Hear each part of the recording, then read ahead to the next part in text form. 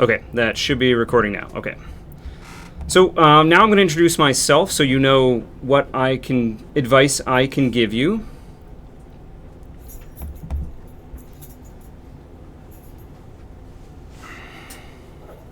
Oh, and there's pizza at the back. Did everyone get pizza in Saskatoon? If you're remote, it's too late. You can get pizza right now? Yeah, I think we can grab pizza whenever.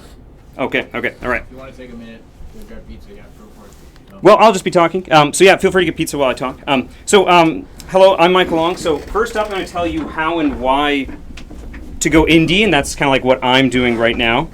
So first, I'm going to talk about myself, and then why indie development's pretty cool. Then I'm going to tell you how to do it, and then I'm going to give you some advice. All right. So as for me, I have a master's in computer science. I've done sessional lecturing. I've taught computer science classes. I've released a number of games on Steam, Nintendo Switch, Xbox, PlayStation, Android. I've kind of done it all. My games have sold some number of copies. I run a company called Foolish Mortals. That's my day job. That's my business I run, Indie Developer Studio. Currently, we have 4 full-time employees and some contractors. Okay. So by trade, I'm a programmer. I mostly do programming. And whenever I need art, I need to pay someone else to do it. All right. So so here's all the games that I've made. Okay. So looking at this list, and I know you don't have a lot of time to analyze it.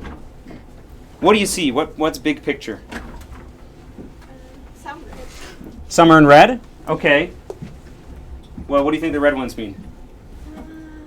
Maybe they're not done. In release. Or maybe They're not done. Oh, okay.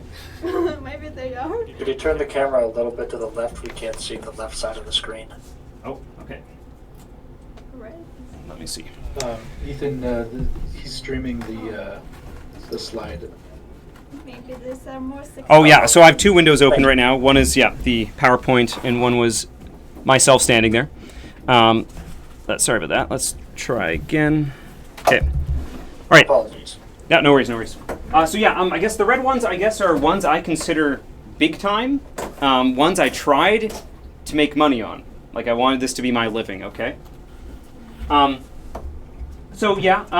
guess you can see here that I did a lot of games during university. I did a lot of game jams. I worked on some projects by myself. I made, the MM should also be in red. And I did release, during my university time, so like while I was a student, I did release games. So 2 of these games I made in university are on Steam. And then Radio General, I started in university and I finished afterwards. And that basically kickstarted my career. Radio General sold actually quite well. And then let me do this full time as an indie developer. And since then, I've gone on to make Kaiju Wars, Real Time General, and now currently working on Battle Plan, which is going to be releasing in a few months. Okay, but big picture, what else do you notice? It's a very simple answer. Lots of money. Lots of what? Lots of money. Lots of money. Yeah, I do list how the budget of these games, and that's just to show you how much work it took, like how many people it took to make the game. Quantity, you got more. There we go. During university, but they're tiny games, right? They're small games. It's quantity. I've made a lot of games. That's the point. The point is I've made a lot of games. Okay. So the way you get good at making games is to make a lot of them. Okay. So my advice would be don't spend 10 years on making one game. Release 20 games over 10 years. Okay. So as you can see, what here? Actually, yeah. I think. Looks like almost 20 games over 10 years, it kind of looks like. Similar. So you should make a lot of games, and a variety of games. So I've made a whole bunch of different genres. Again, some didn't sell at all, and then some have done well. So we've ranged the gamut. I guess I mostly focus on strategy games are the ones that sell well, for me, mostly. But I've made a lot of different types of games, and especially game jams are a great way to try out new things and own your skills on very small projects and also force you to release them. But the point is, again, you're going to have to release a lot of games. So even with this mentorship, the goal is to release 1 game. If you could release 2 games during the mentorship, that would be even better. They don't have to be big. These are the game jam style games. They can be small. But you want to release a lot of games. And also, I keep using the word release. You want to finish a game. You have to decide that I'm done, we're going to move on, and post it publicly, and so people could theoretically play them.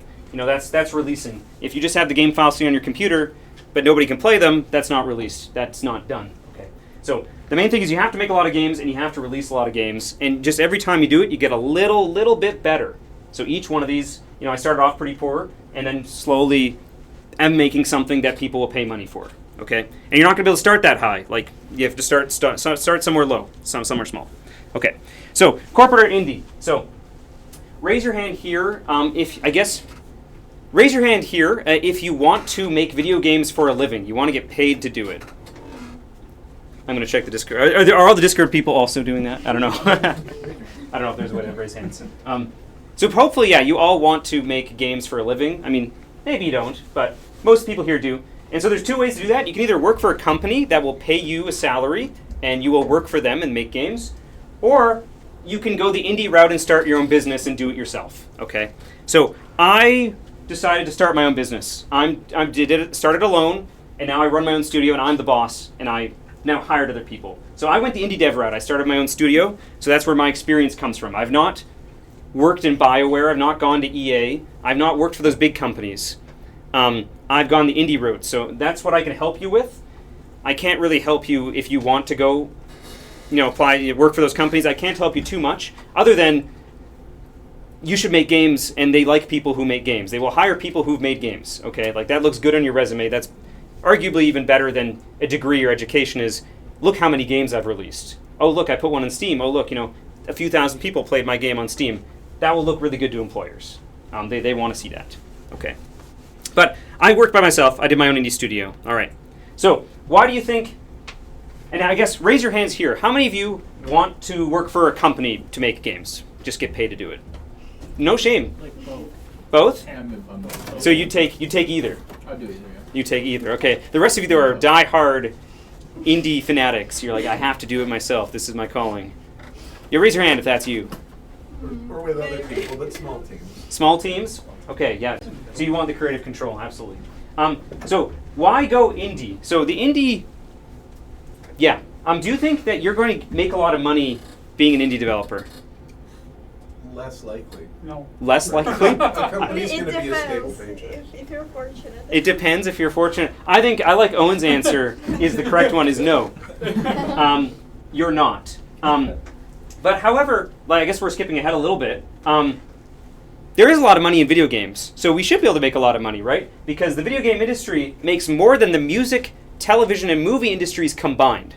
So our industry is the best one, okay? We're big, we're top dogs, okay? So there's all this money flying around. So, but Owen said no, and he may have heard some of this presentation. I don't know. No? Okay. But if we think, what do we think the median revenue of a Steam game is? So if we lined up all the games and picked the one in the middle, in terms of earnings, what do we think? What do we think that is? $100. Like $1,000, right? $1,000, $100. Those are excellent guesses. Yeah, it's like $500. So you could put months or years of effort into a game and only make $500. Yikes. That's not very good, is it? So that's why indie dev, you probably aren't going to make any money. That's really bad, right? The average game, the middle of the pack game, $500. That's not enough to make a full-time living here in the West, at least. That won't pay they'll barely pay rent for 1 month. So that'd be devastating to work a year or more on a game and only earn that much. That'd be devastating. You become poor, you lose your house, you lose your wife, you lose everything. Okay, so that's really grim.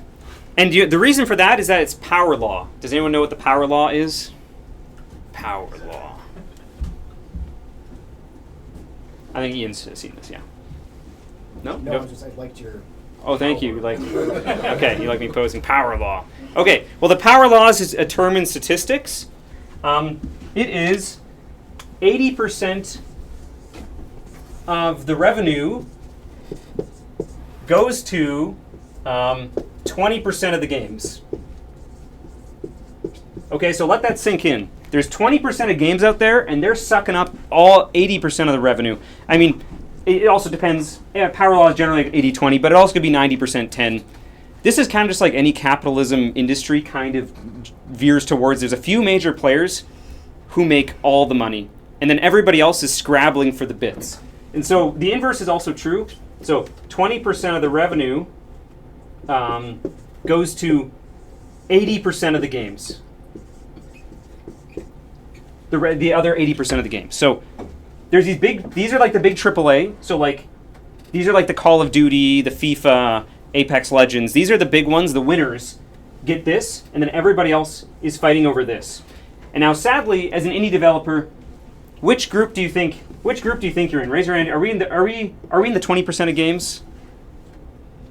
No. No. I am. Yeah. Oh, Owen is. All right. I'll tell you that right now. No. We are in the 80% of games, and so that's very hard. So we're fighting over this small scrap of revenue down at the bottom. We're the rats. We're the rats crawling over each other. The rat boys. That's right. So that's grim. So that's why. Like, that's just kind of why. It's like all the big players suck up the big revenue, and then we're scrapping over the rest, the bits. Okay. There's also worldwide competition. So unlike a business here in Saskatoon, if I were to open a pizza chain, who am I competing against? Local pizza. Local pizza restaurants in Saskatoon. Whereas when I release a video game, all of a sudden I'm competing against the entire world, because there's how many games, hundreds of thousands of games out there. All of a sudden I'm competing against all of them, including these big ones. So my competition is not limited to just those around me. And in fact, really, I mean, nowadays I've heard a lot of people say that other video games aren't even really the competition anymore. Social media like TikTok and Instagram, or people are spending time on those and not spending time on video games. So you're kind of competing for attention as well, like time, attention, money. You're kind of competing for all those things. So worldwide competition, both is like democratic in that like anybody from their basement can upload a game and anybody can play it. But now all of a sudden we're now competing against the best in the world, the best the world has to offer. Whereas if I open a restaurant in Saskatoon, I'm only competing against the best in Saskatoon, which is a much smaller demographic. Okay. And lastly, if you want to make money, go work in the tech industry. It pays way better and you'll work less. So I would say, if you want to make money, indie dev is not for you. Like, money should not be your primary motivator. Just go work a job and they'll pay you money. So money should not be why you do it. But of course, we do want to do it as a career, so money does matter a bit. But that should be your primary motivator. Don't do it because I want to earn money. Do it because you like doing it. Okay. What about fame? Okay, are you gonna get famous making indie games? I guess I kind of already answered that question. It's a pretty saturated market, I guess. On 2025, there's over 117,000 games on Steam. I've not looked up on mobile, but there's a lot of mobile stuff out there too. And there's like 40 plus new games every single day. So that's a lot of stuff just constantly coming in. Every single day, there's 40 plus new games. That's a lot. So it's very hard to stand out and become famous. Of course, there's a few famous people of the guy, Balatro guy, the guy who made Super Meat Boy. There's a few standout stories, but you're not going to get famous. Okay, it's very incredibly unlikely. It's like lower odds than like winning the lottery, basically. Okay. All right. So you're not going to be famous. So here's some sad Sonic memes. So you're not going to be famous, and you're not going to make money. So why on earth would you do this? Well, I kind of already answered that. It's because you like doing it. So like you like making games. You want to just create stuff. You want to create art. So that's a good reason. You like making games. Okay? So that should be why you want to go indie dev. That should be why you go indie dev. If you want to go work for a corporate, like another company like BioWare, EA, you can also just get paid. You won't get paid as well as the tech industry, but at least you'll get paid consistently. But this is why you go indie dev, is you just like making games. You just like creating stuff. Okay. All right. So you have to kind of acknowledge that, if you want to be an indie dev, acknowledge that it's not going to pay well. You're not going to get famous. But you enjoy making your own games. And you enjoy being independent. Like, you get to make your own decisions. You're your own boss. You enjoy creating. You're creating art. Art is great. Art is cool. And I enjoy running my own business. Uh-oh. That part is less good, right? There's fewer people who enjoy that. But sadly, that's kind of, if you want to actually do it, long term, you do have to do that, sadly. So hopefully you enjoy these 3 things. If not, well, you can get some advice, I guess, on the last one, I guess. That's why I'm here. All right. Cool. So that's why you want to be an indie dev. You want to be creative, you want to have control, and you want to run your own business. So you want to be a full-time indie dev. The problem is that you need money to live. So you kind of need to be smart. You can't just make a game and then hope it works out. You need to be smart about it, okay? And that's what we're going to talk about today. All right. What does success look like? Well, my definition of success would be making games for as long as I can. That's my goal. My goal isn't to get famous. It's not to get rich. I just want to make games for like the next 10 years and then probably go do something else. That's my goal. But to do that, you're going to need money to live. And then to do that, you're going to need successful games. So here's the path to success, and we're going to go through each one. First is don't quit your day job. Make lots of games. Achieve success. Quit your day job, and then make a successful game. Is that order a little bit strange? Oh, come on. Surely there's something wrong with that list. It makes sense to me. Makes sense to you. All right, well, good stuff. All right, we don't need to go through the rest of this then. All right, so first up, my first piece of advice is if you already have a job, don't quit it. Okay? Because most games don't make money. All right? Chances are your game is not going to make money because you're not good enough yet. And that's understandable, right? You have to make lots and lots of games to get good, and you're here to learn. If you were already good enough, you wouldn't be, listening to this presentation today. You're not good enough to make games that people will pay money for, because again, that takes years of practice, so many hours spent making games.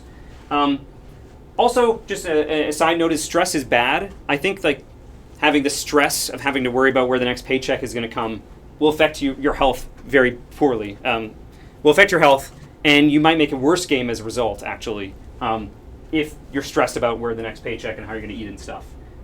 So I fully believe that the best path to full-time indie dev is releasing games before you need them to pay rent. Okay, so keep your job and work on them part-time as a hobby. And get successful first and then quit your job. Don't quit your job hoping you'll be successful. Achieve success first. Now, let's talk about the next step is make lots of games. Okay, so the painter, you may have heard this old adage of that, it takes 10,000 hours to become a master at something. I don't know if that's true or not. But you do need to spend a lot of time at a skill to get good at it. You can't expect to be able to paint the Mona Lisa as your first painting, okay? You can't just sit down at a piano, having never played the piano before, and play Bach's Concerto No. 5 or something, okay? What is the first thing when you sit down at a piano and you have never played before, what would you play? Mortal Kombat theme. Mortal Kombat. Okay, well, no. Yeah. Chopsticks. Chopsticks. Yeah. Or maybe Mary Had a Little Lamb, or just a scale or something. Yeah. Okay? So you have to start really small. You can't just jump up to doing the big boy stuff, the stuff that people would pay money to go see you in concert and play Bach's Concerto on piano. You have to start with the small stuff. And so you got to just make lots of games. Just do it. Just do it. All right. So attend game jams. I think that's the best. I run 2 in Saskatoon every year. Regina also has a game jam as well. There's lots online. So if you want to do a game jam, they're available. They're out there. You can just say, this weekend I'm making a game jam. I'm making a game. Join a game jam. Finish a game. You can also release hobby games, and so I guess those are games where the time period can be longer than just a weekend or a week for the game jam. During university, I just made several games in my spare time over a number of months. So just make games. Just make stuff. All right. And of course, make lots of games. By definition, lots. I mean, make them short. Don't spend 10 years making one dream game. Just make a lot of short games. Just a bunch of short experiences. And again, that's why I think game jams are so great, because they force them to be short, and they force you to finish. They give you a deadline saying, no, I'm done, 48 hours. That's it. I explored my idea. Geez, that was harder than I thought. Done. Yes, that's a game jam for you. And then release games. So don't just have them sit on your computer. At minimum, make an itch.io page. Upload your game there. Put up your screenshots. Make a 1-minute YouTube video of gameplay. Put that up there, just so people theoretically could play the games. They won't, but they could. All right. And it's very important for your resume. Like it does. Like you can't put games that aren't released on your resume. So well, I guess you can, but don't. You can just have a link to your itch.io page. So release games, put them out for the public to finish, to play. And there's a quote: "Perfect is the enemy of done." I firmly believe that. Of you just gotta have a deadline and you just gotta finish games and say, you know, it's not perfect. That's okay. It never will be, because done is a state of mind. Because you can always work forever on a game, and you just have to at some point say, nope, that's it. I'm done. I can't work more on this. I gotta move on. So make lots and lots of games. All right. The next step is achieve success. Arguably the most important of these steps. But how on earth, Michael, how can we achieve success before you make a successful game? What do we think? Be born rich. Be born rich. Well, yeah, sure. I mean, in that case, it doesn't matter what you do. Yeah. Frame the goals. Bring the goals. Okay, so you have to define some goals. Build an audience. Build an audience. That's good. Yep, absolutely. So that's a great one. So yeah. Well, that's right here. Yeah, so build audience. That's a good one. I like that. So what do you mean by build audience?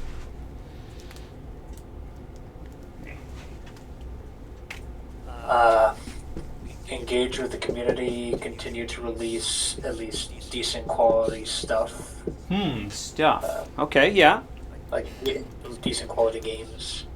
Yeah, so that's good, but this is before you've made the game. Or at least before you finish the game. What's your devlog? Well, with a few Devlog? small releases of. Sure. Yeah, no, that doesn't hurt. Demo, maybe? Yeah, demo. So yeah, basically it comes down to you want a group of people on your email newsletter or Discord. Okay, so that's a great way. So somehow you've attracted them to your email newsletter, Discord, maybe by making demos or your past games, a small games, or maybe just posting stuff on like social media, like Reddit or Twitter or whatever, Facebook. You post GIFs of a work in progress, and people like what they see, and they join your email newsletter, Discord. So how is that success, though? Why is that success? Getting eyeballs and getting attention is how you become well known or noticed. Yeah, absolutely. So yeah, it'll bring you fame and attention, and then as was pointed out here in person, some percentage of these people will buy the game. Okay? So that means that like if you can get 5,000 people to join your newsletter, you could count on some conversion rate, I don't know, 5 to 10%, and all of a sudden you now have 1,000 people who will instantly buy your game when it's released. Now that doesn't sound like a lot, but the Steam algorithm will notice 1,000 people just bought the game like instantly. Oh, I'm going to go show it to some more people now, and maybe it's good. So if you can build an audience before you quit your day job, that'll prove that some number of them will buy your game, you hope, and marketing will tell you this, and then you'll sell some number of copies, and that'll be a successful game. Okay? So this definitely leverages into, don't quit your day job until you've built an audience. Okay? And once you have 5,000 people, you can call on to say, please buy my game right now. Then go full-time and finish the game. Okay? Don't finish the game until you've got an audience. Okay? This is kind of weird to think about. Okay? Don't finish the game. All right. Is there other ways to achieve success, though? Building an audience is just one. Let me see here. Promote your game. Promote? Okay, like marketing? Yeah, I would say marketing would feed into... Yeah, marketing would give you these things. They can help, yeah. Get a publisher. Publisher, yeah, absolutely. Yeah. So what would a publisher do for you? Why is that success? Being successful? They handle the marketing of your game for you. They have a built-in audience. They have an audience. Yeah. So they have audience. Yeah, absolutely. They could do minor stuff like marketing. What's the big one? They're gonna pay. They'll pay you money. Yeah. They can just pay you up front, saying, you know what, I like the cut of your jib, kid. Here's $200,000 to go make your game. So I've done that. Publishers paid me to make a game. Yeah, it's mostly money. Yep. So that's good. That's being successful. So now, if you get publisher money, even if my game flops, I've been paid, and I can live to make another game later, even if my game flops. I hope it doesn't, but you never know. And, you know, they have these side benefits too. So absolutely, you know, publisher, building audience, those are all achieving success before you even make the full game, finish the game. Is there other ways to achieve success before finishing your game? Grants. Grants. Big grants. Yep. Can the remote people see over here? See this? Yes, they can. Okay. So grants. Yeah, so grants, again, they'll just pay you money. So then even if your game flops, which, again, I hope it doesn't, but it might, you don't know. You don't know. That's the thing. Nobody knows. You're paid. So, yeah, that is success. Getting a grant is success. Are there any others? That's mostly it. There's a few other minor ones. Success, actually, we did see marketing, so great pointing that out. So success can mean many things. So successful social media posts, if you can post on Twitter or X or whatever it is, TikTok, Instagram, doesn't matter. If you can get 5,000 updates from a single post, you've got something. Like that means that people are paying attention and say, whoa, I like that. Now, how many of those will actually convert to buying the game? Well, it's small, always smaller than you think. But that's something. Like if 5,000 upvotes on Reddit actually means quite a lot. If you post a GIF and 5,000 people say, yeah, that's cool. That's great. If you can get a big email list, again, if you can get 5,000 people to join your email list, that's pretty good. Some number of them will buy your game instantly when it comes out. These are your hardcore super fans. If you can get a big Discord, if you can give us 5,000 people to join your Discord somehow, that's a good sign. Okay, that's a very good sign. Steam wish lists, that's great. Who knows, what do wish lists get you on Steam? Send emails to people. Yes. When your game releases, Steam will send an email to every person who wishlisted your game and say, hey, you could buy this game right now. And then some number of them will, again, instantly buy your game. It's like 5 to 10% will convert. And then other random people will then, the Steam algorithm will kick in and show your game to a bunch of other people because they think it's good. Okay, so Steam wishes are great. That's absolutely great. Patreon's a cool one where people will just pay you money to do whatever it is you do. There's not many game developers who this has been successful for, but I always dream of, like, in my utopian future, that would be the greatest funding model. If you could just make art, make culture, and people just pay you to do it and you just release it for free. That'd be sweet. That'd be cool. So, like, yeah, if people will pay you $1,000 or $2,000 a month on Patreon, that's good. Sweet stuff. Winning a game jam is a good sign. Now, of course, the size of the game jam matters. The local ones here, I mean, I think that's a good sign. But really what matters is winning an online game jam where there's like 1,000 participants, 1,000 games. And if your game can come in like the top 5% of 1,000 games, that's a pretty good sign that the gameplay is good and that that's fun. That's a good sign. That's being successful. But of course, the big two ones are a government grant. We'll just pay you money. And that's great because my goal is just to make games. So they pay me money and I can make more games. Good stuff. That's successful to me. Same with the publishing deal. They'll pay you money and they'll help you out, but they'll pay you money. And that's great. So that means, again, don't quit your day job until you've achieved one of these things. And I mean, there could be others. But the point is that, you either get money and it's okay if your game flops, or these other things prove interest of like, oh, there's an audience for this. People want what I'm going to make. I've proven that with social media posts, my email newsletter, Discord. People like what it is I'm doing. And that proves there's an audience. So either prove there's an audience or get money. That's success. Only once you've done those things should you quit your day job. Okay? But don't burn any bridges. Don't be mean about it. It's like, I'm going to go be an indie dev. No, just be nice about it. But you can quit your day job once you've done that. Okay? Once you've done that. Okay, now that the part is actually like finishing the game. So you've proven there's interest, and then you just need to go do it, I guess, or something. So we'll be talking more about that, about how that is. But yeah, it's a very funny picture of the owl. Just draw some circles and then draw a sweet owl that's making the game. Just make it good. All right.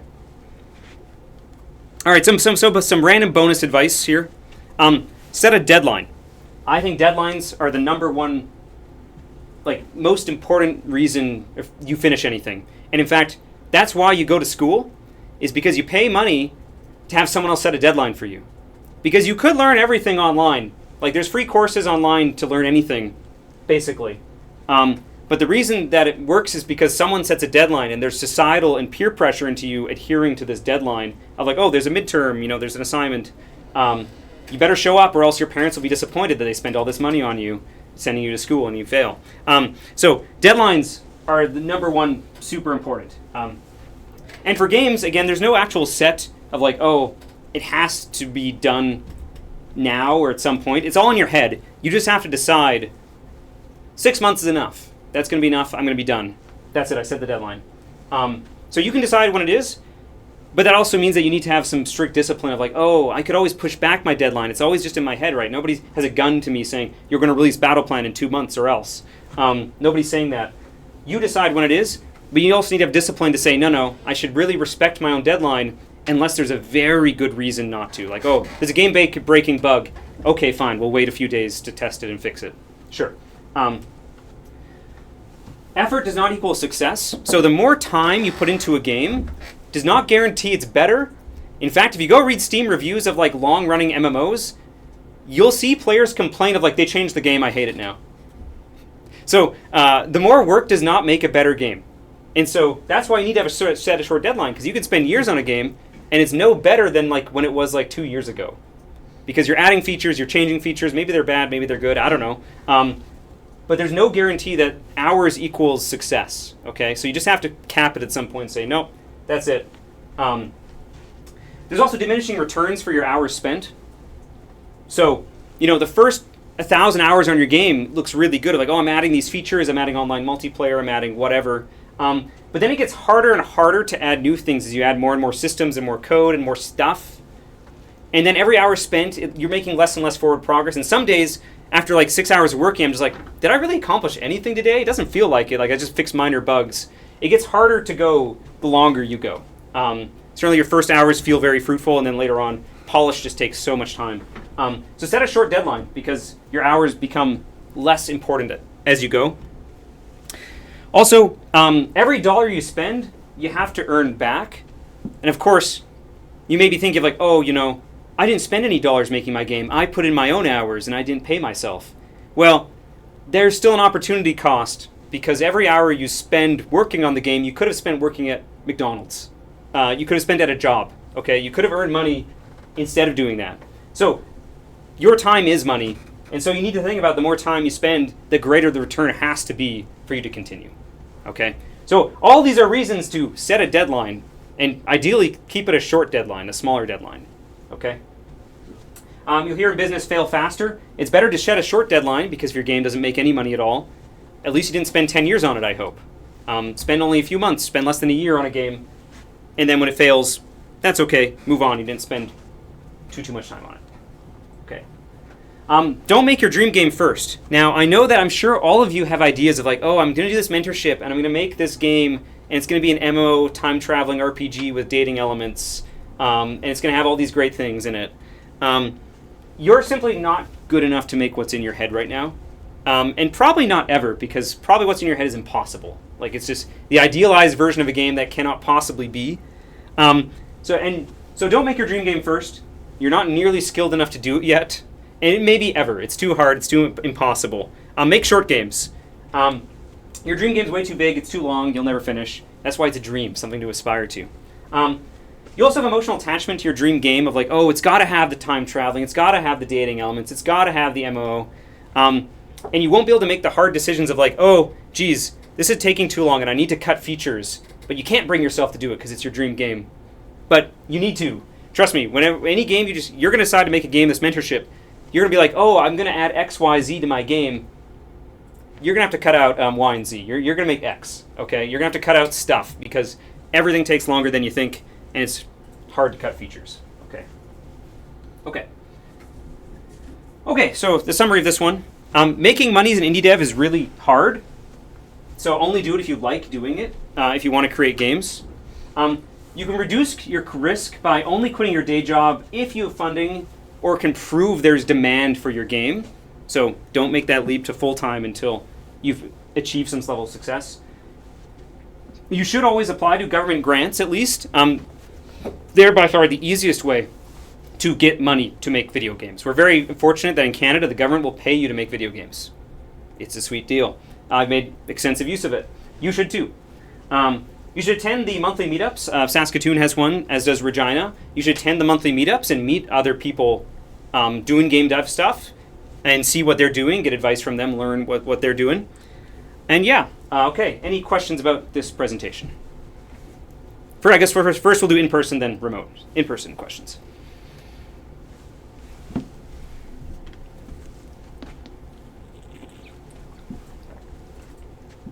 Tough crowd. Okay, remote people. Do you have any questions about what we talked about? It's pretty high level. Yeah, there's probably more time we're going to spend on this throughout the seminar, but I find managing like a social media presence or a Discord server, I always shy away from it because there's just that's some people's full-time jobs is to do that, right? So there's so much overhead in moderation and content production and stuff like that. I know there's high value in it for sure, but it always seems daunting, right? Yeah, so I guess it can be a full-time job, but by the time it is a full-time job, you're successful. Like, you only need a full-time person posting this stuff, or like, if your Discord is 5,000 people, congratulations, you've done it. Like, you're successful, your game is going to sell well, and then hopefully you can hire someone, or don't, and just let them be a cesspool on their own or something. But yeah, like, if it ever becomes a full-time job, that means you're successful, for community moderation at least. Now, for posting social media, we're going to talk about that, but it turns out social media is actually not that important to being successful on a game. So yeah, we'll talk more about that. I guess I have Yep. a question. So, like, obviously indie as opposed to like working or like even like an indie studio, but what about deciding to team up with people? Like maybe you have two friends and you're like, oh, we could start. Like, how does that kind of change things, or does it not really? Well, I would still recommend to follow these 5 steps to success. Don't communally quit your jobs to work on a game together as a team. Don't recommend that. Don't do that. I guess I've found that if you're not paying the people you're working with, you have very little control over them, and I've never had it work out. Of like just, people say that they want to team up with you, want to release a game. It's very unlikely for them to stick through the 1,000 hours to make a game. Are they all really that committed? Probably not. You can try. I hope they do. But I think the chance of success is pretty low. The only person you can really count on as an indie dev is yourself. Because you're super motivated. You're disciplined. You can't count on other people doing that. That's what I've found. Yeah. Would you say then, because like you mentioned getting contractors for like art or music, so would you Sure. say that's kind of, if someone's like, I'm interested in working, but you're like, but maybe in a contract way where it's like, I would pay you for the thing and then it's mine, or? Yeah, I guess if you can afford to pay them, I firmly believe that people should be paid for the work they do. But I mean, of course, you starting out, you probably don't have a lot of money. So if they're willing to work for free, sure, take it while you can. But if you can afford to pay them, certainly pay them. I mean, ideally, I guess if you have a group of people who want to make a game, I'd recommend go apply to a government grant, and then you're all going to get paid to work on a game together. I think that's probably your best chance of success. Yeah, Patrick. I've got a question from the chat. Can you describe Perfect. the indie games that you've made and why? How did you come up with those game ideas? Oh. This is from Brain. Yeah. Okay, well, that could be an entire seminar, but yeah, sure. Sure. Okay. So I guess here, interesting. I guess we can briefly go through some of my journey of how a bunch of my stuff failed and then I succeeded. So I guess how do you get ideas? I guess on a high level, there's several ways you can do it. You can either say like, oh, I like playing Call of Duty or some shooter. I'm going to make a shooter, my own shooter, with my own slightly different ideas. Or you could try to embody an idea or a feeling. I guess for embodying an idea or feeling, I could do a whole talk on this. Radio General here. For that one, I wanted to embody the idea of what would it actually feel like to be a general in a war? And so like the entire game was based around one concept, and like everything was done to reinforce that feeling. The answer is that it'd be very stressful and sad, but also empowering. You have a giant army behind you, and everything needs to be done to reinforce those feelings. So the gameplay all fed into this idea of how would it be to be a general. And unlike in other strategy games, like in StarCraft or Warcraft, you're a person. You can't fly above the battlefield and take a look down and see what's going on. Okay, nowadays you can with satellites. But back then you couldn't. So it's all about dealing with the uncertainty, the fog of war, the information, the stress of the situation, being overwhelmed, that sort of thing. So yeah, I guess embodying the feeling is one idea to make a game. The other one was take an existing game and like add Call of Duty, but with grappling hooks. Like take a game and then add a Y, like just add one minor variation. As for the other games here, I can briefly go over them.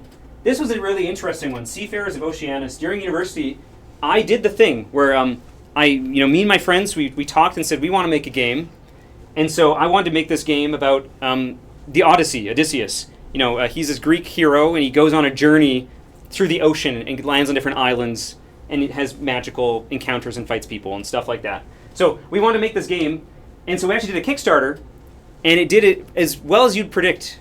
Predictably, it failed completely. No money whatsoever. That didn't deter me, though.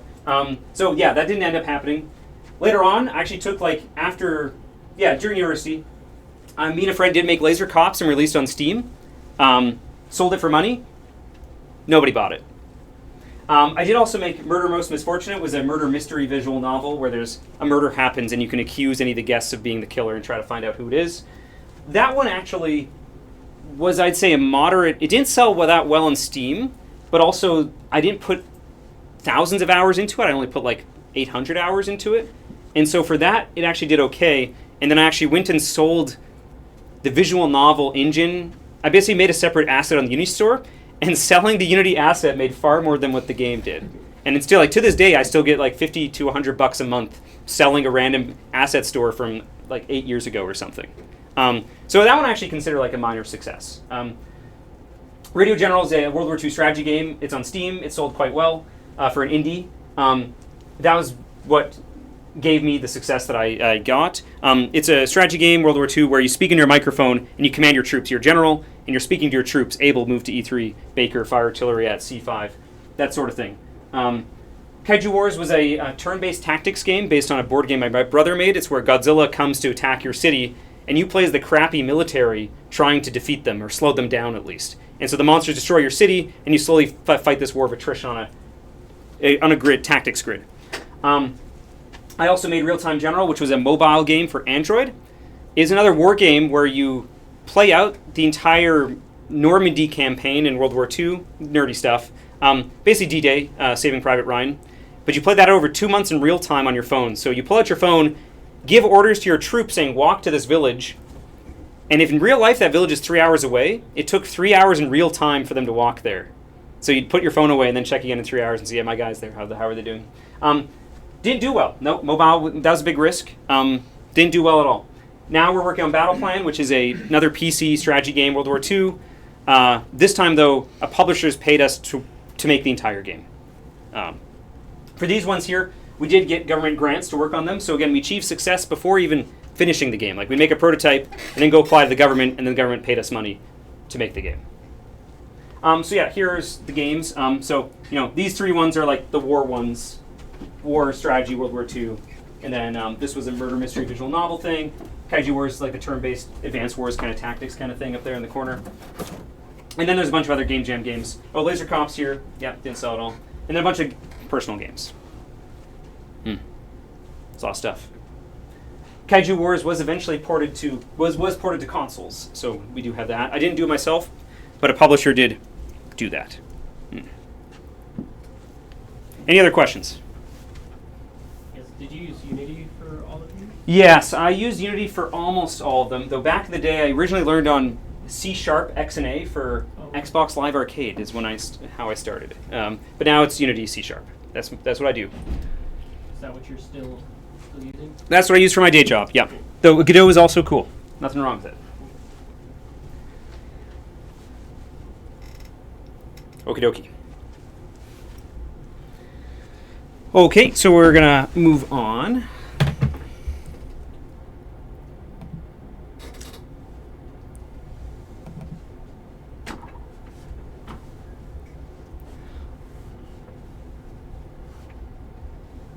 Okay. I guess I'm going to take a short, just 2-minute break. Use the washroom, grab pizza. So 2-minute break.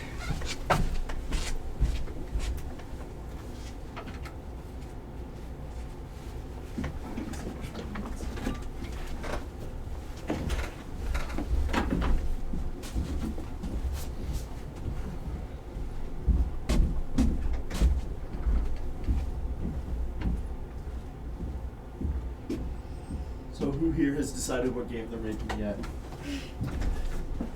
Nope, not yet. Nothing yet. Lots of options. No.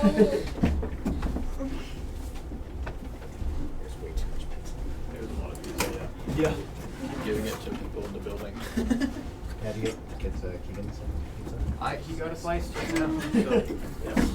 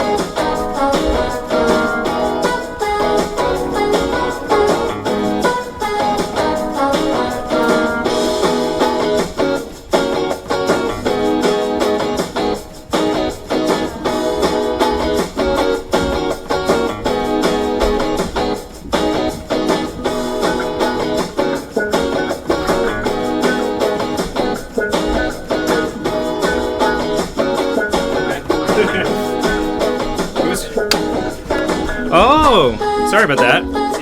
Okay, that was a Steam page. Sorry about that. It actually didn't fit. It wasn't too horrible a fit. Okay.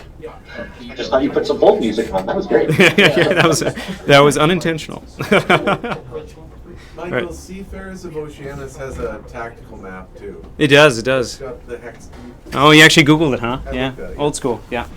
You like those battles. I do like battles and violence and stuff. Sure. Okay. I don't see any first-person shooters. No, so far not yet.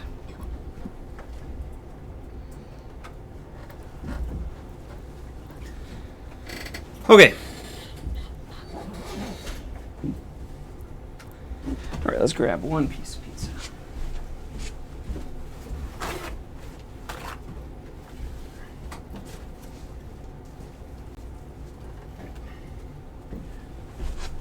Okay. All right, so as a break, oh man, it's back. Stop. I actually kind of like the music. Okay, so stop that. All right, so what we're now going to do is an exercise, something I've done in other classes previously. We're going to look at a Steam page of. We're going to look at a Steam page. Oh, very nice. There we go. It's beautiful. There we go. Beautiful. All right. All right. There you go. Okay, so we're now going to do what I call a Steam page roast. Is we're going to look. Oh no, I don't want to show that other stuff. There we go. All right, we're zoomed in super. We're now going to look at someone's Steam page. So I mostly focus on Steam since that's what I make most of my living off of. Again, I have done mobile and console, but I truly do believe that like Steam is your best bet at being an indie PC. So we're going to look at a Steam page and we're going to criticize it. Well, we're going to comment on it. We'll praise it when it deserves it, and then we'll criticize it when it deserves criticism. Okay. So, what is this? Final Fantasy knockoff. That's my first thought too. Final Fantasy knockoff? Okay, so what style of game would this be? So Final Fantasy, what's that? JRPG. A Japanese RPG. All right. What are remote people? What do you think? When you see this Steam capsule art, what do you think? Immediately go to pixel art. Pixel art. Okay, yeah. Basically your name. Yep. Pixel Pixie. Does that name mean anything? What do you think? No. No. But pixel art, that's good. So pixel art JRPG, that's what it brings to mind. Does it show any gameplay though? No. This show like kind of like a medieval adventurer hero kind of figure, a rogue, No. a knight. Maybe you're an elf that has to chase a pixie. Chasing a pixie. Maybe. Yeah. There is a pixie there. What about the logo text? What do you think about that? It could be pixelized, or something could be pixelized to sell the whole pixel thing. It could be. Yeah. I guess keep in mind I'm zoomed in super close, so like this is a low res image because I'm zoomed in super Oh no, close. I mean like yeah. if it's called pixie, it Yeah. should be pixelized or something. Like there's nothing here that tells me pixels. To emphasize the theme. Sure. Yeah, it says it, but doesn't Yeah. show it. It doesn't convey a lot of information, I agree. It kind of shows RPG-ish tones, Final Fantasy, but it's a bit basic. It's very basic. It doesn't convey a lot of information. Yes, I agree. Okay. So yeah, this one doesn't convey a lot, but at least I do like the text is very clear though, so I like that. And like they actually did black text, white outline. I approve. That's good. Or white text, black outline. Outlines are good. They help you read stuff. Very good. Okay, it's not the worst one I've seen, but it doesn't convey much information. All right, so let's look on down. Okay. What do we have here? So a Vorpal knight with twisted ambitions has kidnapped the last pixies to drain their power. Oh no, that sounds terrible. Replace your weak starting party with stronger heroes. Find useful items in game-changing relics, and assemble a formidable rescue team in this roguelike auto-battler. Was that a surprise? Who had that on their bingo card? Auto-battler. Okay. A love letter to the 8-bit RPGs of yore. What do we think of that? What about the first sentence? I don't know what Vorpal Yeah. is. I feel like I should know. It's capitalized though, so it's something special. I can really think of like a Vorpal sword from D&D. Yeah, D&D. Yeah. If you play D&D, a Vorpal sword can like cut like almost You get a anything. crit, you could decapitate them. Yeah. I agree that that's not a great word to use because a lot of people won't know what that means, though if you're the D&D crowd might. Why do you have to say a Vorpal knight? Why don't you say, a knight or, go on an adventure, basically. Yeah. It makes it seem a little more fantastical. Yeah. It's not important. Okay. So that first sentence doesn't say a Vorpal knight with twisted ambitions kidnapped the last pixie drain your power. What's the problem with that overall sentence? Or what should have been there, but wasn't? The genre or something? Yeah. So they put the genre all the way at the bottom. So like we had to read how many words to get to the point, guy. This is a roguelike auto battler. Like really, that first sentence should have been like, embark on a roguelike auto battler across the realm to save the pixies. That should have been like the first sentence. Sure, you can workshop that. But that's really what the first sentence ought to have been. What about the second sentence? So replace your weak party. Weak. It's Yeah. negative. Yeah, it starts out as negative. I don't want to start weak, even if I am. That's not that's not a power fantasy. I can't say that you really should. You don't need to mention that here. You can mention that in the description down below, I suppose. That's not a super strong opening. I do like that it mentions eventually 8-bit RPGs of yore. That's fine to mention. Oh yeah, if you like Final Fantasy or Dragon Quest, I've got your stuff. That's good. What's wrong with the sentence? It's too long. It's too long. It's a run-on sentence. Useful items in game-changing relics means nothing to somebody who doesn't care about the game already. Yeah, you could certainly cut this down. I'd say you could just say powerful items, use items, equip items, powerful relics, assemble a diverse team. You could certainly cut down a lot of that. It's a run-on sentence. Though as far as descriptions go, I've actually seen far worse. It's not the worst one I've seen. Any other comments? I would keep out the big dash because of AI. Oh yes, the M dash. I would never use that because of AI. It's been tainted. People are just going to give you everything else is Yeah. AI. Yeah. It could be. I do like the love letter to 8-bit RPGs. I think that's a fun, nice little line to say, hey, if you like those, that's good. Yeah, it's not the I worst. think a little bit Mhm. about the saying the important stuff last. Like when people come to your Steam page, they don't care. Yes. And so you're kind of you need to hook them and then cash in on that attention right away. Absolutely.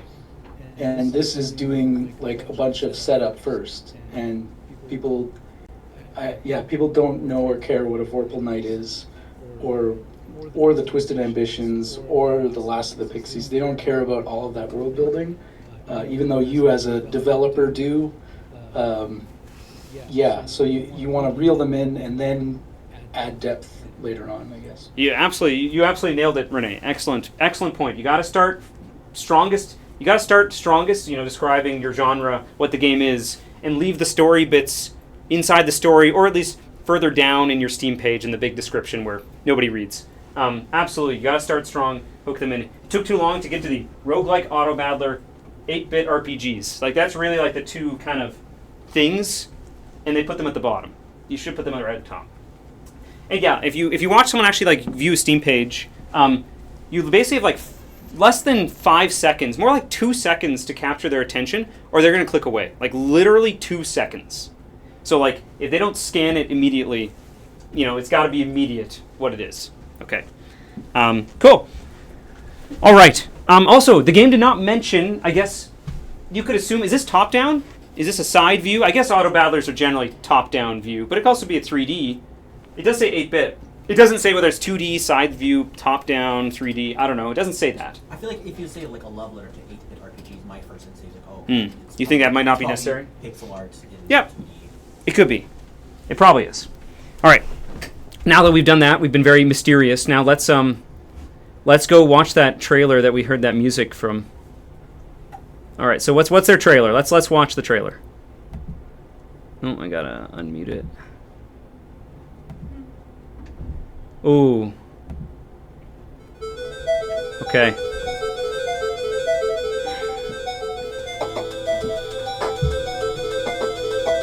An evil jerk. That's pretty funny.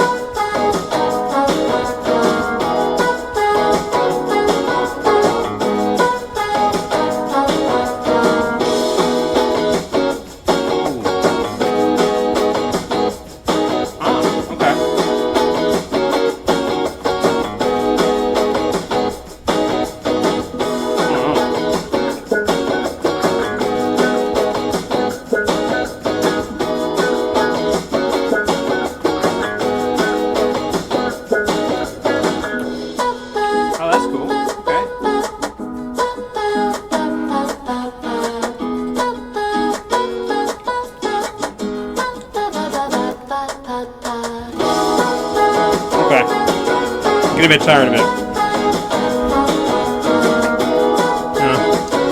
Okay, we'll love it.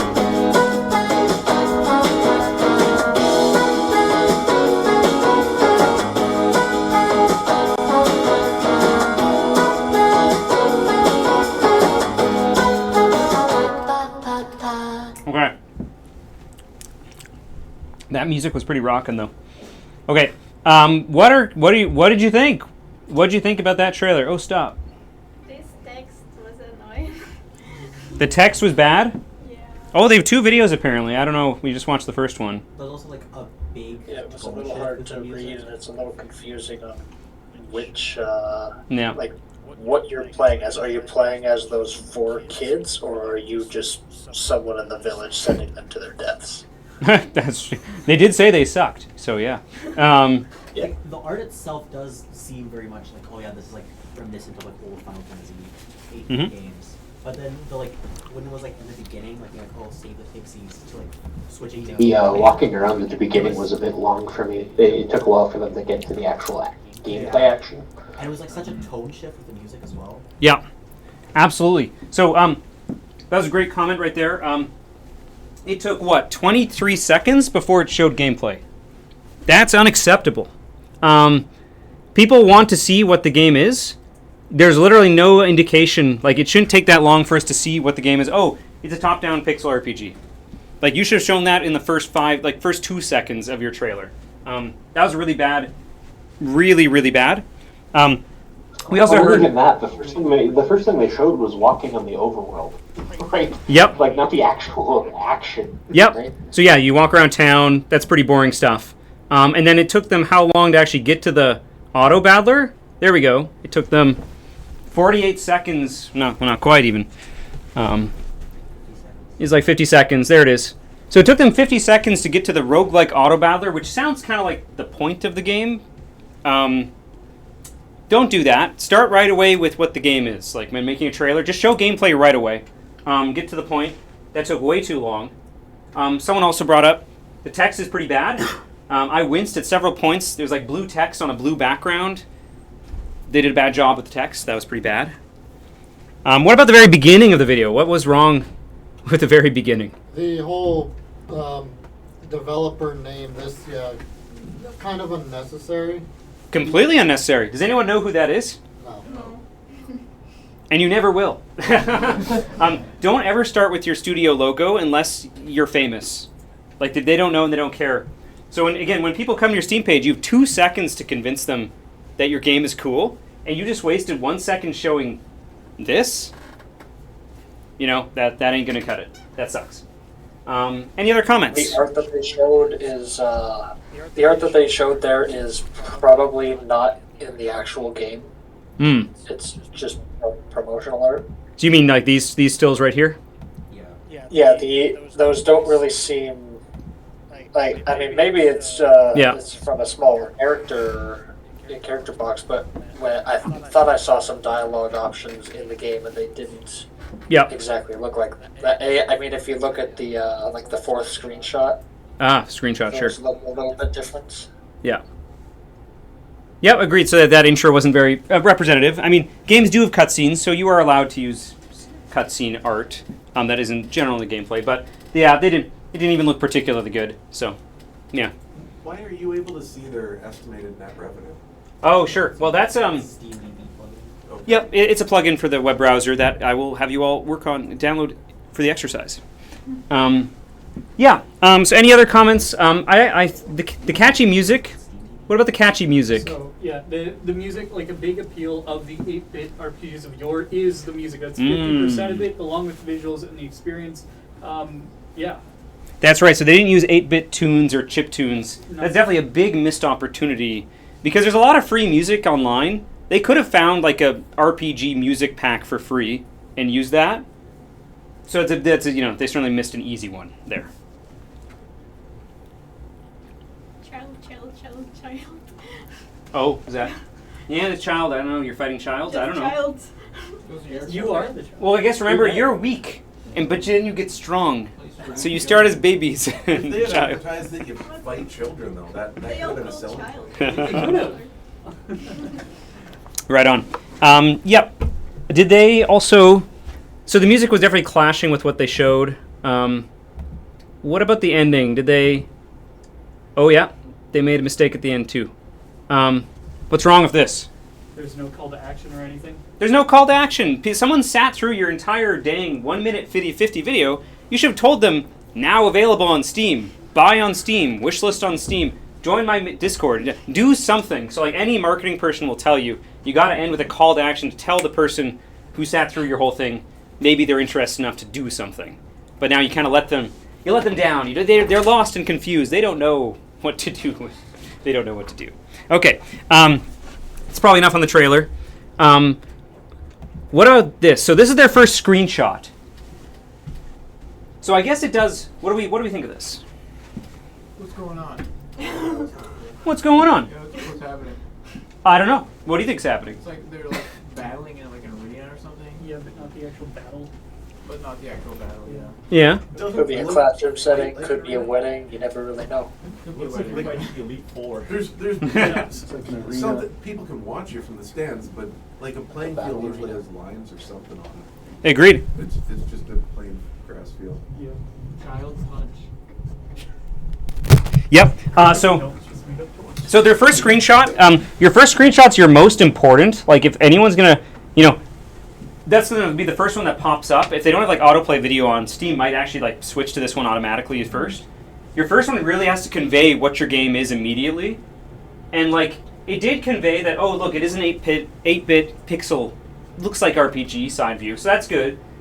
But then what is the scene and what's going on? I don't know. If you had to show something, you could show, like, I'd probably show the battles first. Or an overworld of, like, oh, you're walking around on a green overworld of forest, kind of like, or Final Fantasy 1 or something. This isn't very descriptive, though at least it is colorful. But yeah, like, it's not immediate what the purpose of this is. So, like, if someone can't parse what this is in a second, it's not a very good first screenshot for sure. What about we aren't going to analyze all of these. So what's the second one? Okay, so it shows, what does it show? It's a shop, but So not the quite the quote. shop. Dialogue. What you buying? Hello, friend. Yeah, it's supposed to be like some sort of hub of some sort. Yeah. But Yeah. I don't know. what's Yeah. the purpose of what other purpose does the screenshot have? Looks like a shop. It requires previous knowledge about Resident Evil. Yeah, basically. Yeah, that does seem to be the joke he's going for. This one's better than the first one, though, because it does convey, oh, look, pixel art. I can kind of get the shop. Oh, look, RPGs have dialogue, and look, there's a pixel portrait. This certainly conveys more of what the game is, though it's still maybe not the main point of the game. All right. And lastly, this one here. So, oh, no, come back. There we go. Lastly, we do have this battle screen.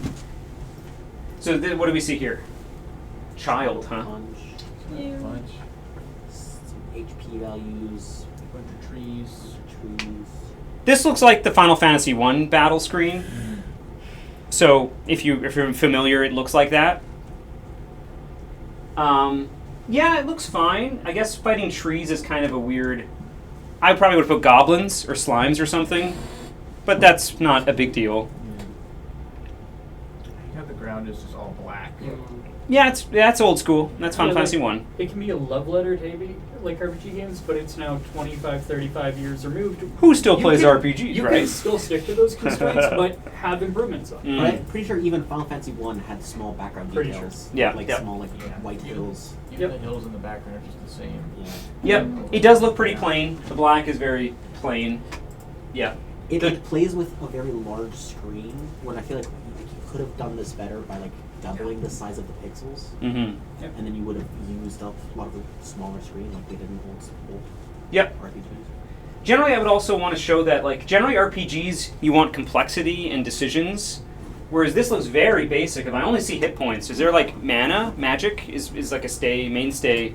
What is it you do on your turn? Are there, like, other moves? I guess we do see Child Punch, which is funny, but strange. That's the pixel remaster.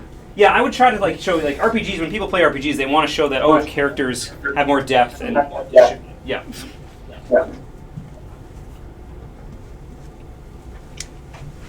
Any other comments on these screenshots? What did they do a good job of, though? There is something they did a good job. The tech tree. The what? The tech tree. The tech tree. That actually, yeah. When I saw that in the trailer, I was like, oh, that actually looks cool. Sadly, they didn't put it in their first 5 screenshots, though, so we'll never know. It kind of maximizes the amount of range that they have to play with to show off.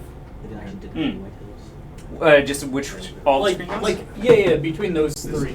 Yep. There isn't too much you can show, but of what they did, Yep. they got a widespread. So I do like, if you glance visually at these 3, they are visually distinct. Even if like you may not individually like what they have, they are visually distinct. That shows the game has content. Look, there's walking around. There's a different environment. Oh, look, there's a battle. So that shows that the game has content.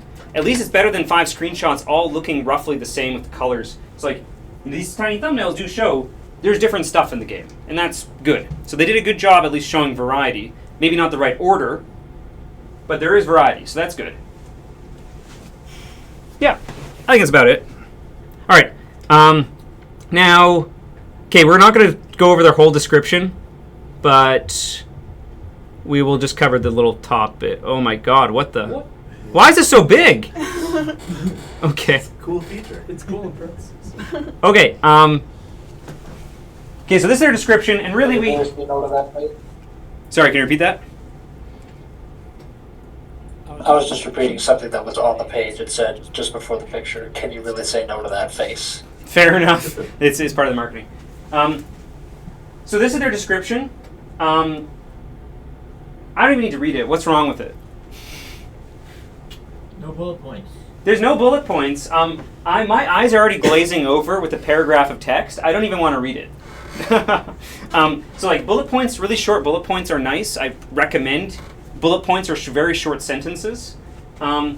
As a matter of fact, looking at it a bit more, they literally just copy pasted their Steam capsule description right here. So that sucks. You already said that once. Don't say it again. If you have to say it, reword it. Change the wording. Also, what's Pixel Pixie about? That's a waste of space. Literally, this section is called "What about this game?" You don't need to waste your space like that. That's stupid. What should be here?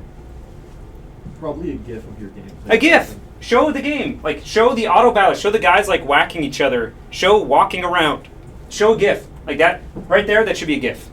Because maybe they didn't watch the video. Show them like a 3-second GIF of doing stuff in your game. Because that shit shows way more than all this text. Yeah. Then he goes on to the story, so you can tell that they care about the context and the story. But we, as the players, probably...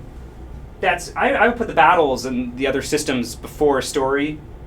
Yeah. Unless it's a visual novel where the setting is very important. Yeah. I don't think I'm going to even read the rest of it, so... Yeah. But that fairy was there, so...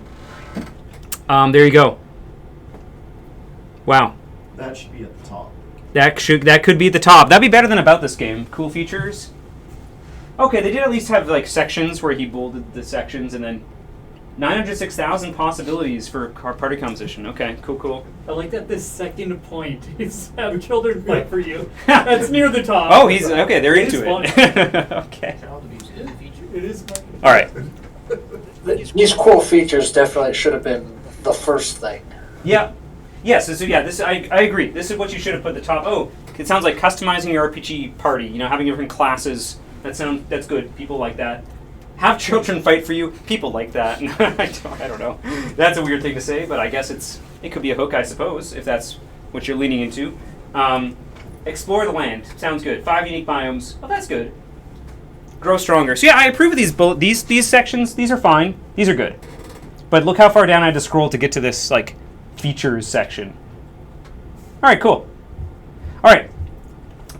So lastly, unfortunately, this game didn't sell very much. Looks like estimated revenue 1,000. So it did better than the median game on Steam. So congratulations to Pixel Pixie for being a cut above average. Yeah. Any other comments about this page? Looks like, class-based auto battler. Yeah. It has JRPG. There's a little bit of humor that kind of Yeah. kind of sets you up for what you might expect in the game. Yeah. Yeah, it sounds like it's more humorous. It just said like children fight for you. That's okay. That's kind of funny, I guess. And you have to rescue the pixies. So it's not the worst page I've seen, but not the best either. So yeah. All right, so that's an exercise for looking at other pages so you know what to do and what not to do. All right. All right, so. Okay, we're going to move on to a different presentation.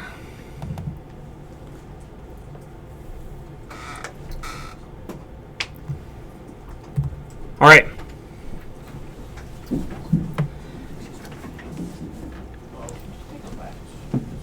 So, before making a game, what's the most important decision to make? Or like what type of game, like the market, audience?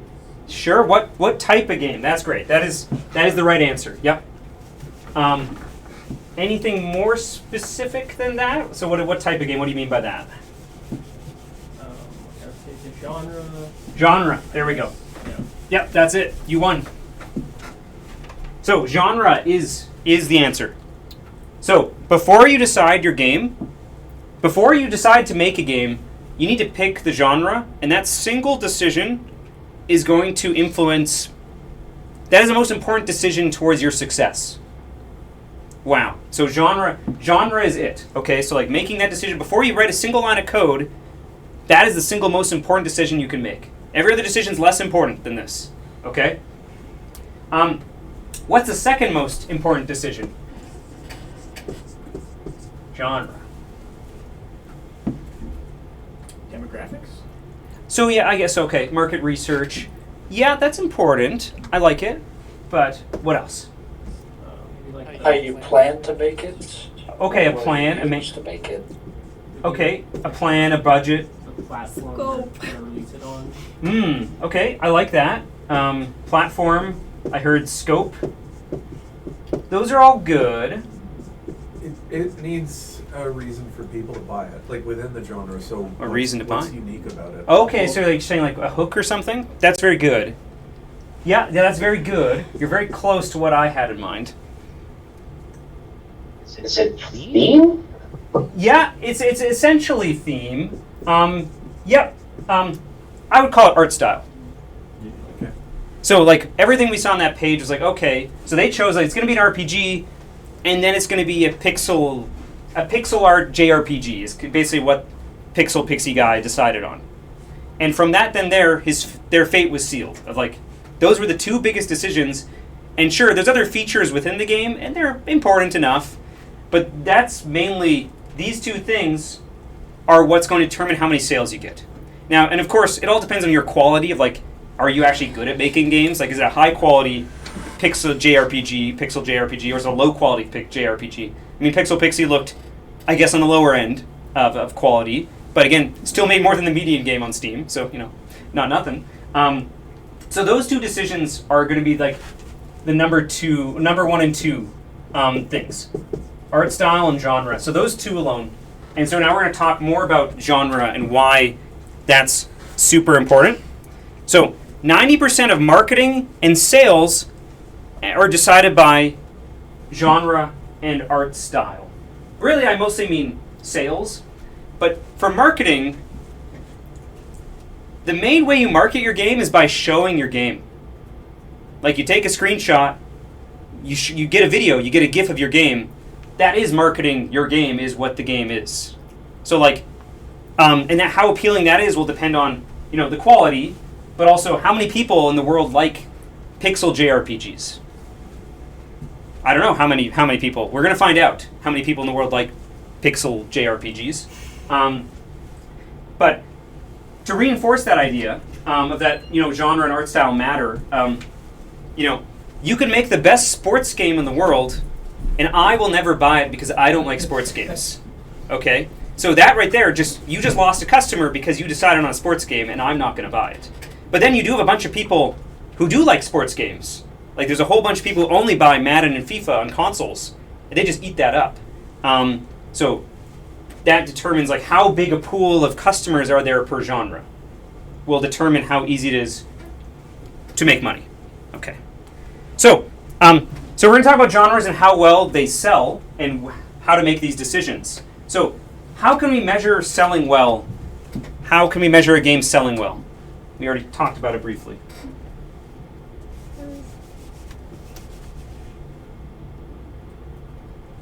This is not a trick question. Wish list, performance of other games, and so on.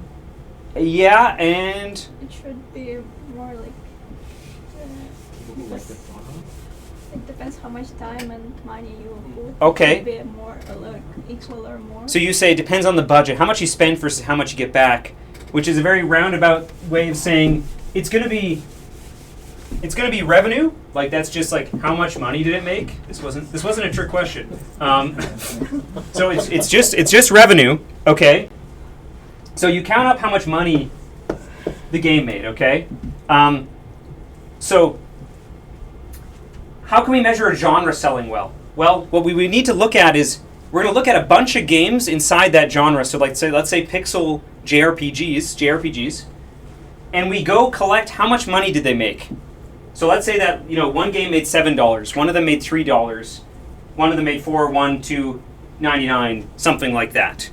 Oh, actually, I made a mistake on that slide. Let's change that number to reinforce a point. There we go. Okay, we're back. Okay, $1,000. Okay. So if we take a bunch of games and we figure out how much money they earned, how do we know though how well this genre does as a whole? Saying like, okay, let's say this is like 7 or 8 different pixel JRPGs. This is how much money they each made. How do we know as a genre if it's a good genre to make a game for? Average. Average. I'm glad. So yeah, average. How do you average this? Does anyone who knows how to do average? Count the amount of money and the amount of games and like divide them. Yes, you add them up. Okay. So you do 7 plus 3 plus 4 plus 1 plus 2 plus 8 plus 1,000. Okay. So who here knows the answer? What is this? If you add them up. 1,025. 1,025? Yeah, divided by 7. Okay. Yep. Actually, I'm now just realizing that my math is off in the previous slide because I changed the number. So sorry about that. 1,025. Got it. Good. Glad you found that out. Okay, good. Okay, so there you go. So many mistakes. Okay, so you add them all up. And then what you need to now then do is divide by how many games there were. Okay? So how many games are there listed? 7. So what's that? 1,025 divided by 7. 146. What was that? 146? Okay, so 146. So that's the average. And I keep making mistakes, so that's great. Divided by 7. Okay, there we go. Okay, so you divide that up, and what you get is 146. Okay, so is that a good representation of what the genre has? Of what they are? Is that a good representation of how much money games in this genre earn? No. I heard a no. Why is that? There's one outlier that's skewing the average. There's one outlier. Yes, I know that's wrong. There's one outlier. This game is messing up all the other games' is average income. So how do we fix that? With a median. With a median. Okay, what's a median? The middle point. Okay, so if we're to line the games up in order of revenue, in like increasing order, you then take the middle one. Okay, so here's the median. So the median here is we add up the games, we line them up in order of revenue, and then we just take the middle. Oh look, the middle is 4. So the median game in this genre earns $4 versus the average game earns $146. That's a pretty big difference. That may not sound like a lot, but that's 2 orders of magnitude, 2 digits different. That's a big deal. And that's why we should always use median, because it removes outliers. Like, don't use averages. In statistics, I think people will generally agree that the median is better. Okay? Because you get these wacky outliers that are way too low or way too high. And you're not going to be, this is Call of Duty right here. You're not going to make Call of Duty. You're going to be, somewhere in the middle here. You're going to be the $4 game. Okay? So, median revenue is how we're going to determine if a genre does well financially. So what we want to look at is genres that have a high median revenue, and ideally make a game in a genre that has a high median revenue versus a low median revenue. Okay. So it is now time for our first exercise. So I'm going to post this on the Discord. So give me a moment. So you're going to open up on your computers, and we're going to copy this.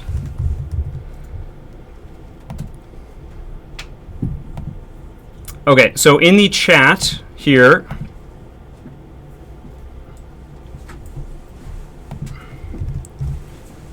in the chat I've posted a spreadsheet, and we're going to go to the spreadsheet together. Okay, and now I'm going to go over the spreadsheet. We're going to go over the spreadsheet together, and then what you're going to do is you're going to each... wrong tab. You're going to use this tab over here. So first we look at the instructions here. So first up, what you're going to do is you're going to each pick a genre on Steam. You could also do mobile, but I know less about it. But you're welcome to do some research on that or some other platform.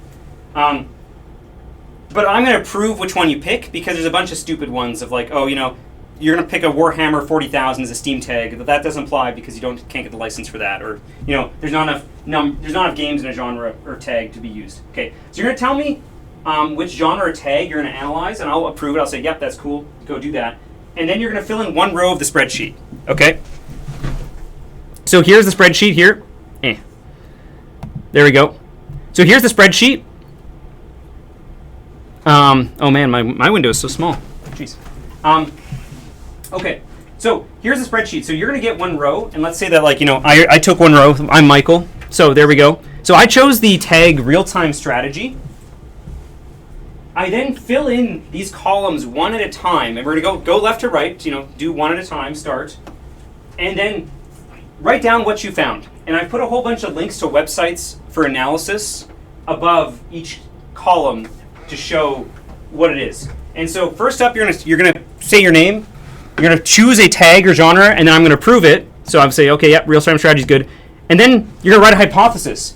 Do you think that this is a high-selling genre, high-earning genre on Steam? Yes, no. Why? Well, for me, I guess what did I write? What did I write?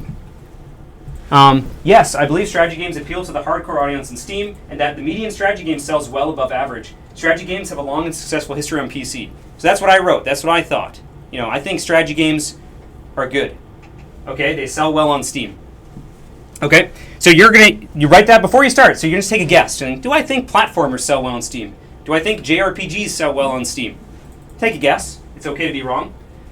And then you're gonna go fill in these other columns here.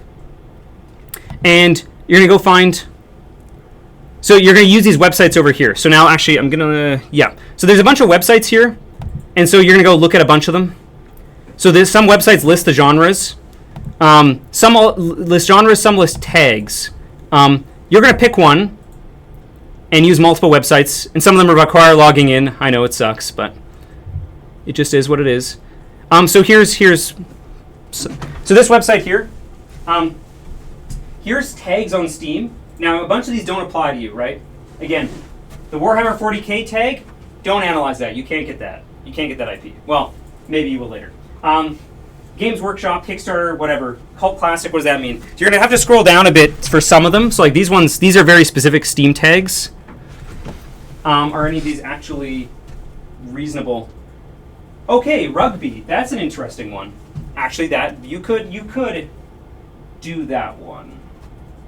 Oh wait, let me check though. No, don't pick rugby yet. Let me look at it first.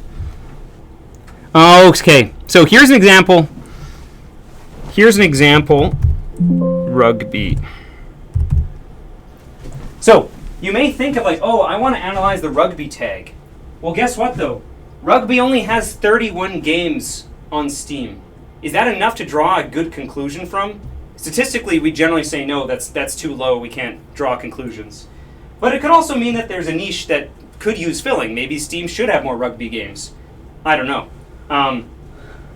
I generally try to pick a genre that at least has over 100 games within the tag or genre.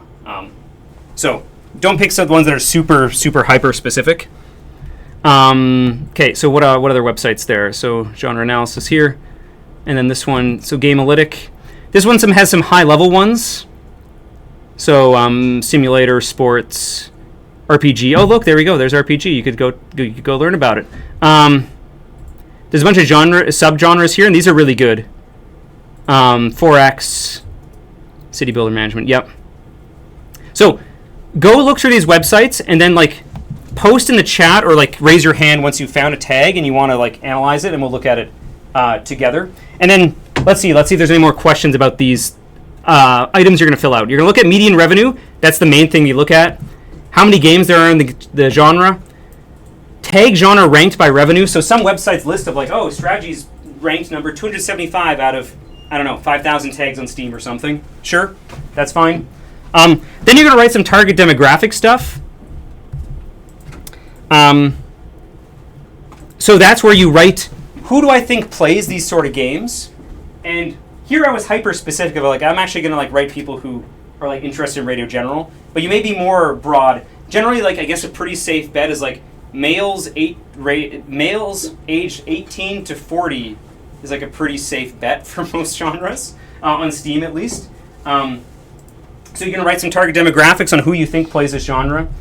And then you're going to pick a number of games within that genre that you think you could make within 1 year. Now, this is going to be really hard because you won't have heard of the games that you could make within 1 year. So like you're going to have to pick games that have fewer than 500 Steam reviews, because that means that they're not crazy selling, like you're not making Hollow Knight in 1 year or something like that. You're going to analyze 3 different games, and like, we'll see how far we get in the exercise. So if, like, I'll give you an hour, and we'll see what we are, how we do. Yeah. So there we go. We're going to analyze those games, and you can also look at these websites for getting copies sold. There's a bunch of websites for that. There's also several plugins, like there's a Chrome extension and a Firefox extension for, like, you go to the Steam page and it shows you the revenue that a game made. And it's very important that the games that you're analyzing, the only real point of doing it is if you could kind of achieve that quality yourself. Because again, you can't compare yourself to Call of Duty. You can't make Call of Duty yourself. You can't do that. So it's got to be a game that you, hopefully within 1 year, could do yourself. And that's going to be really hard. So you might need my help to find these hidden gems of games that you can make yourself. Okay. Estimated budget's a really hard one. I don't know, just pick a number, or like come to ask me and be like, I think this JRPG was made with a budget of $50,000. And that doesn't mean they actually necessarily spent that much, but it kind of means, like, I think it means like one programmer, a full-time work for 1 year, you know, maybe is $50,000. Sure, we'll say that in North America. That's actually low for a programmer, but no, whatever. It's just a ballpark. It doesn't really matter. You can then look at the reviews and see what features and drawbacks it has. There's a bunch of websites for analyzing the reviews. And then you just do it again for another game. Okay? So, everyone go look at that spreadsheet that I've posted. And go log on, and then go get me once you've chosen a tag, and I'll approve it. All right. She just kind of dropped her text in there already. Sorry, could you repeat that? A few of us dropped our picks in the spreadsheet there already. Okay. If you want to approve the existing ones. Yeah, I guess, yeah, psychological horror, I think that's, yeah, go ahead, I think that's fine. Tactical RPG, if you can find that tag, that's great. Action platformer, turn-based strategy game, those are all good. Metroidvania, those are all good so far. Yeah, go ahead. You're not, like, picking, like, bizarre ones. There's, like, I don't know, like the Warhammer one. That's the example. Yep, those are all looking good so far. Yeah, Owen? We're not added to the chat to see the link. You're not added to the I don't think. Yeah, I don't see the link either. It's in the voice chat. Oh, yes, yes. Oh. I only have welcome and role selected. Oh, if you don't have a role, just select a role. Okay, and then I should be able to. Oh, I see it now. And then probably, if you remember, Oh, should I join the club? SaskInteractive member. Don't have a writer. Oh. There's a chat. It's like. And message me on Discord or send me an email immediately. If you aren't, like, if you didn't receive an email from me earlier, email me now so I have your email address, contact info. If some of you are attending but I do not have your email. Yeah. I guess I can also send an email with this link too.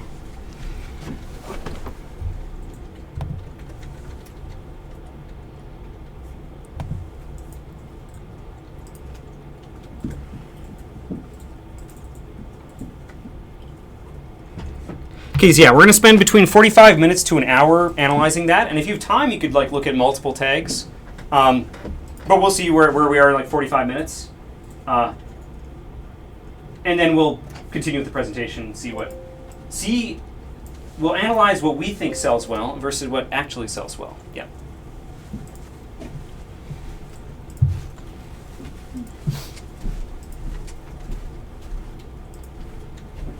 Eric, is that a tag on Steam? Probably not. Mecha might be. I think Mecha is. Can you, show me the genre and, like, how many games are in it? Sure. This one is Mexa S. So. Okay, so yeah, go to one of those websites and find Mecha. Sure. You'll be on one of these 4 websites. Will no doubt list them. There's a lot of them. Yeah, I got you.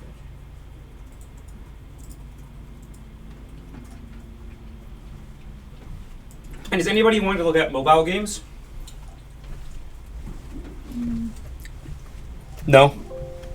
Okay, good. I don't know much about mobile games.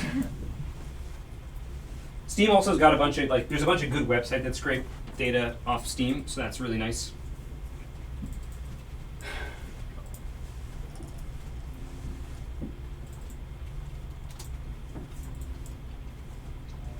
Which one do you think of?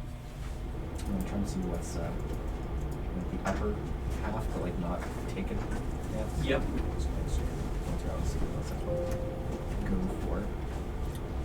I'll just stick by it, but Yeah, I think you might have even seen this presentation. Most of it. Yeah. Okay. So what about you? Don't mind.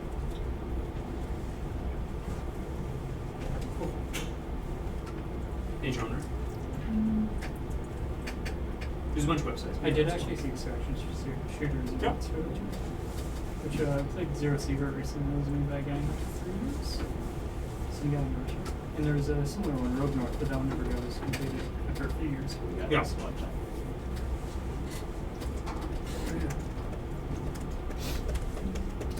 How's the Steam Deck?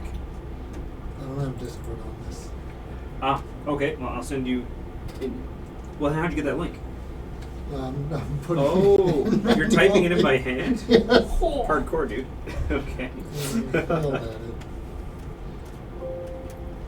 For the target demographics, are we coming up with those, or is there a place we can copy that from? Yeah, no, that's just whatever you think.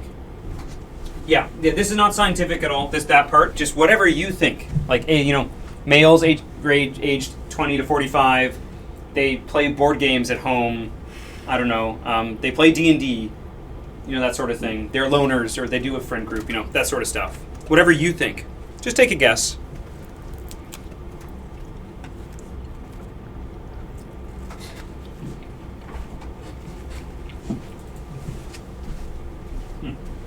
Did you want me to email it to you? Oh, I'll send an email. Okay.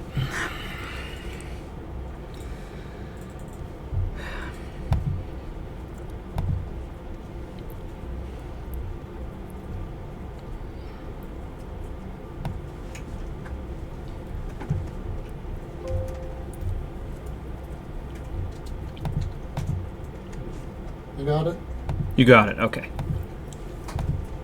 And feel free to discuss amongst yourselves. I mean, there won't be much information yet, but feel free to chat.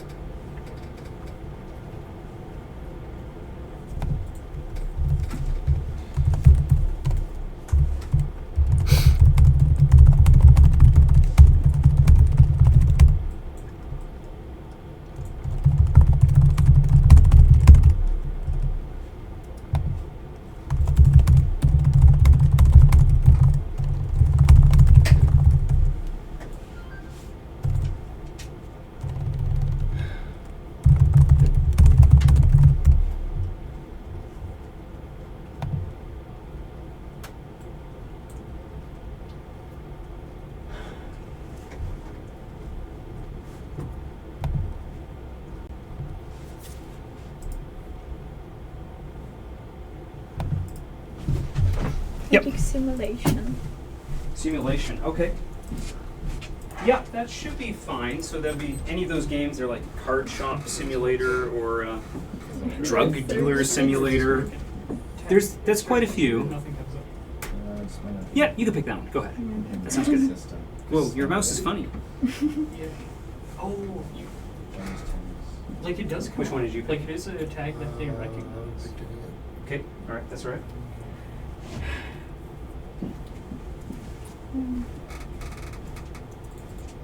So if you're searching genres for strategy, you can search the games list. Yep. That's okay. No, I'm. There's also some websites that's like give like here's 20 games like this game or something. Again, you aren't allowed to analyze the popular ones like Escape from Tarkov. That's too much. Which one do you got here? Metroid. Sounds good. For the ranked by revenue, do you want like Yeah. which revenue? Which Total? revenue medium. Oh, median. Okay. There we go. Yeah. Pick one. Yeah. On the way. Okay, survival. Sure. Yeah, that sounds good. Crafty survival. How are we doing? Which genre are you doing? Turn-based strategy. Turn-based strategy game. Okay, the game after my own heart. Yeah.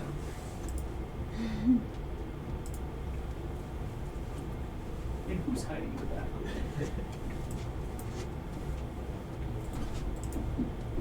How's it going? Oh, it's going well. Where are you doing? Okay. Sounds good. Go on. Good. Okay. So far, no issues. If the street stayed up, we'll get everyone to Thank you. Thanks for bringing pizza. Of course.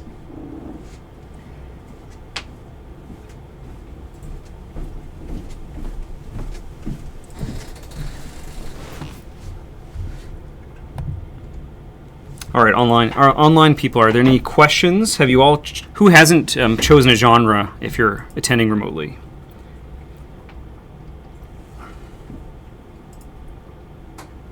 You all have, that's great news.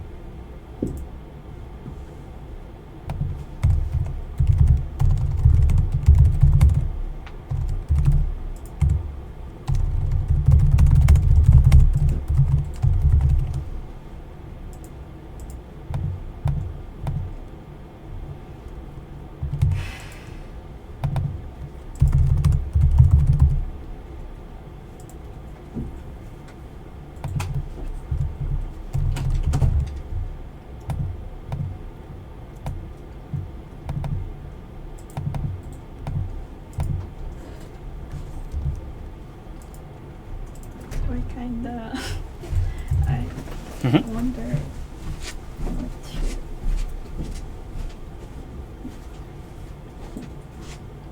so we just need to go through this site and Yeah.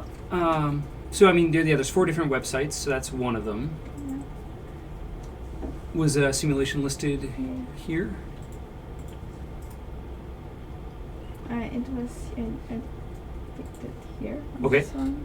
Okay, and what does it show? If you scroll down, what does it show? Yeah, so it shows a bunch of games inside the genre. There is another page that shows overall genres, I guess. You could also look at Gamealytic, so click that one. So there is simulation listed, so there you go. So you could list median revenue right there, so you could use that number right there is good. Mm-hmm. Yep.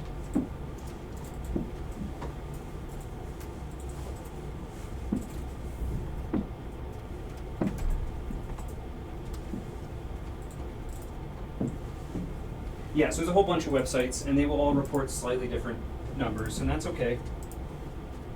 But they will give you a big picture overall. Yep. How would you go about picking a game for the that's hard. analyze 3 game? Because, well, like obviously you could probably find a game that you could make, but that game had blown up because, I don't know, some YouTuber done it, and that might not exactly reflect the quality or reflect how much it would have made normally. So I guess you're asking how to find, I guess, a game that doesn't sell well is hard to find because it didn't sell too well. Because chances are, the games we work on today won't sell too well.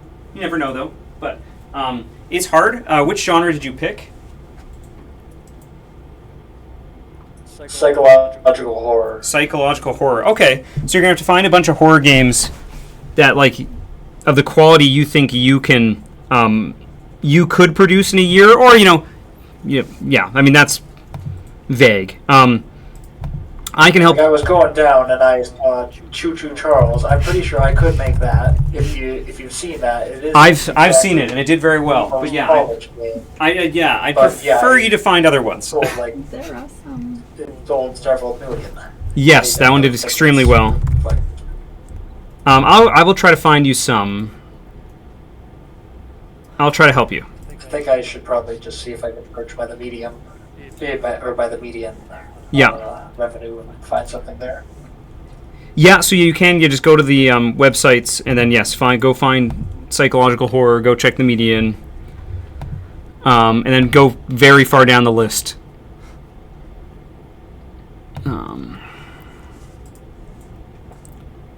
There might not be enough games in mine. What's that one? My median revenue is $201,000. That's too high. Yeah. That's impossible. What is? Which one's that? Extraction Shooter. Extraction Shooter. Apparently, there's only a few released every month. Like, How many in total? Did it say like 30 or something? Let me check. If it's less than 100, I wouldn't count that. Yeah. What the fuck? Okay, they must not be taking their games right. 74. 74? That still seems too high. Yeah. I guess that median seems way too high still for 74. So I'd pick a different one. Yeah. It seemed too good. You're too good. What is that genre? Is that like Helldivers? Yeah, I guess. Escape from Tarkov. Escape from Tarkov. Arc Raiders. I the right thing, so I went to Steam Analytics. Yeah. And then I entered. Escape from Dukov. That's another one. Yeah, like Escape from Tarkov and Zero Seaver. Those are like two that stand out for me.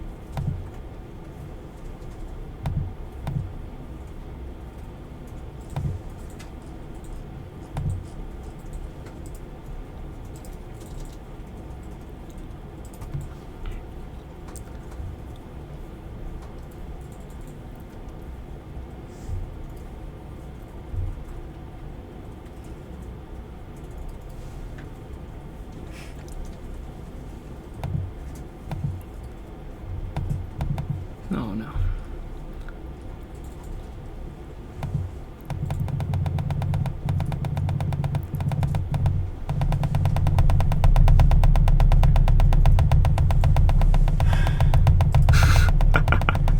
Okay.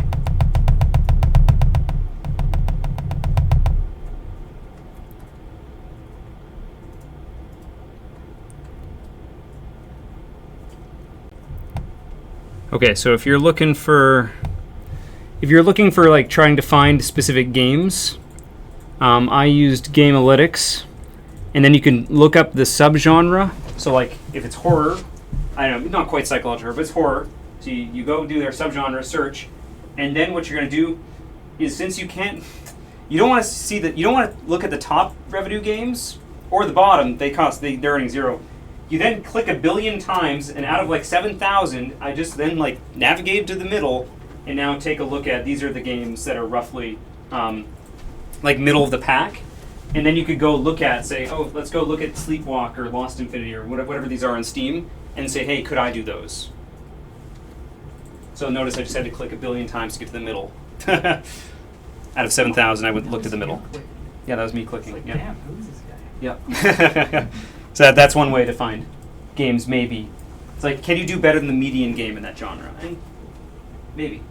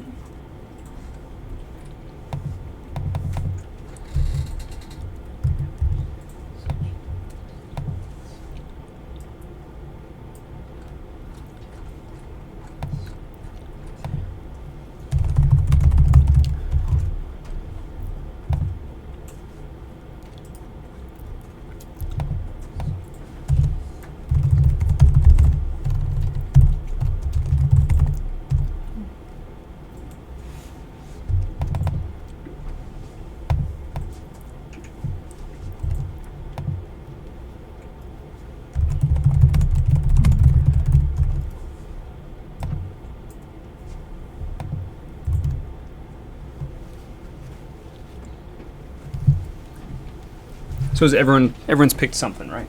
You're all working through it.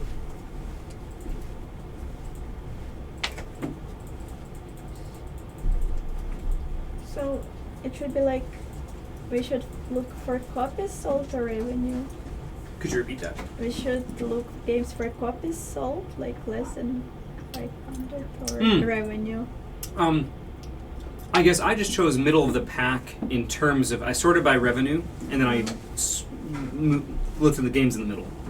That's a reasonable pick. So I would certainly restrict 1,000? myself to, I probably wouldn't look at any games that actually have over 500 Steam reviews, because that's pretty successful, decently successful. Should we look for like release within the last year or something? That wouldn't hurt. Okay. That wouldn't hurt.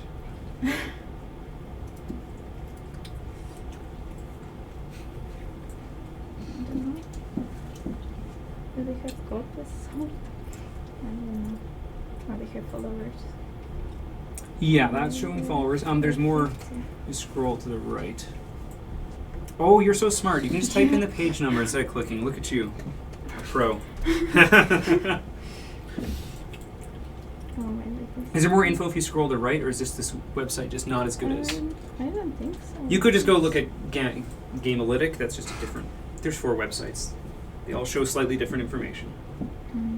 Okay. Yeah.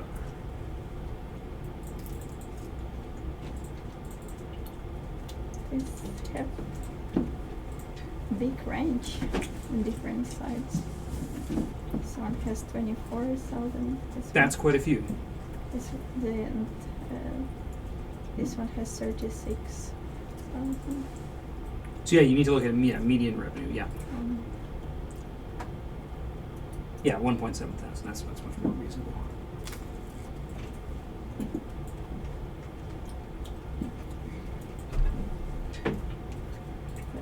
Does it have like number tag? Mm-hmm. I don't know where Mhm. to look for tag. I mean, if you can't find it, yeah, I guess so. That website, that one doesn't show it. You have to use a different website to find simulation tag. But I can tell you, simulation's pretty good actually. Yeah. But just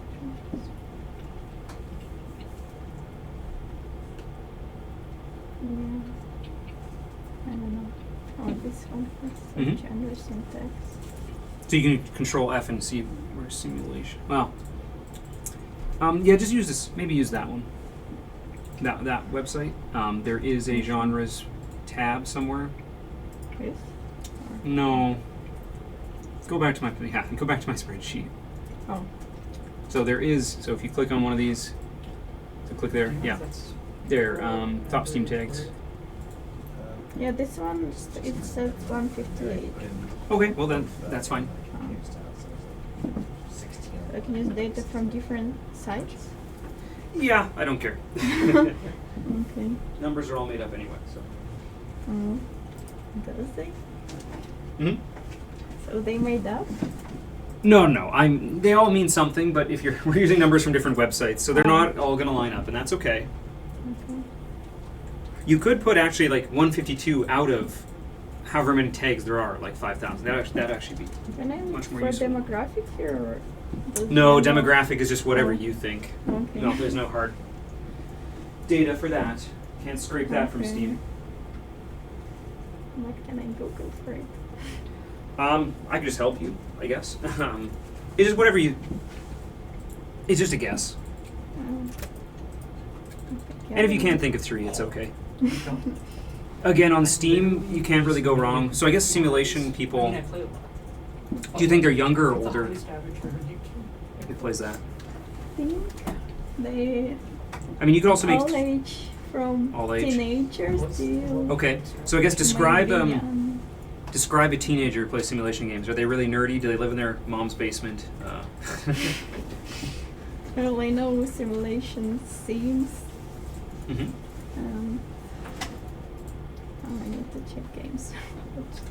Yeah, you could look at games. Yeah, you could just skip those if you can't think of anything. I agree. I think that there are some young people, but then also there'd be some older people who are really into like their one. They like trains. You know, they like trucks. Now, like lots of supermarket simulation stuff are getting popular. People playing. There you go. Euro Truck Simulator. There you go. Yeah. Well, this is for old, I guess.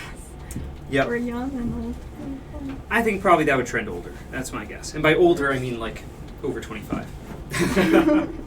There's all different games. Stardew Valley is like basically That's lots all. of people. Yeah, that's a lot. That's all ages. Yeah.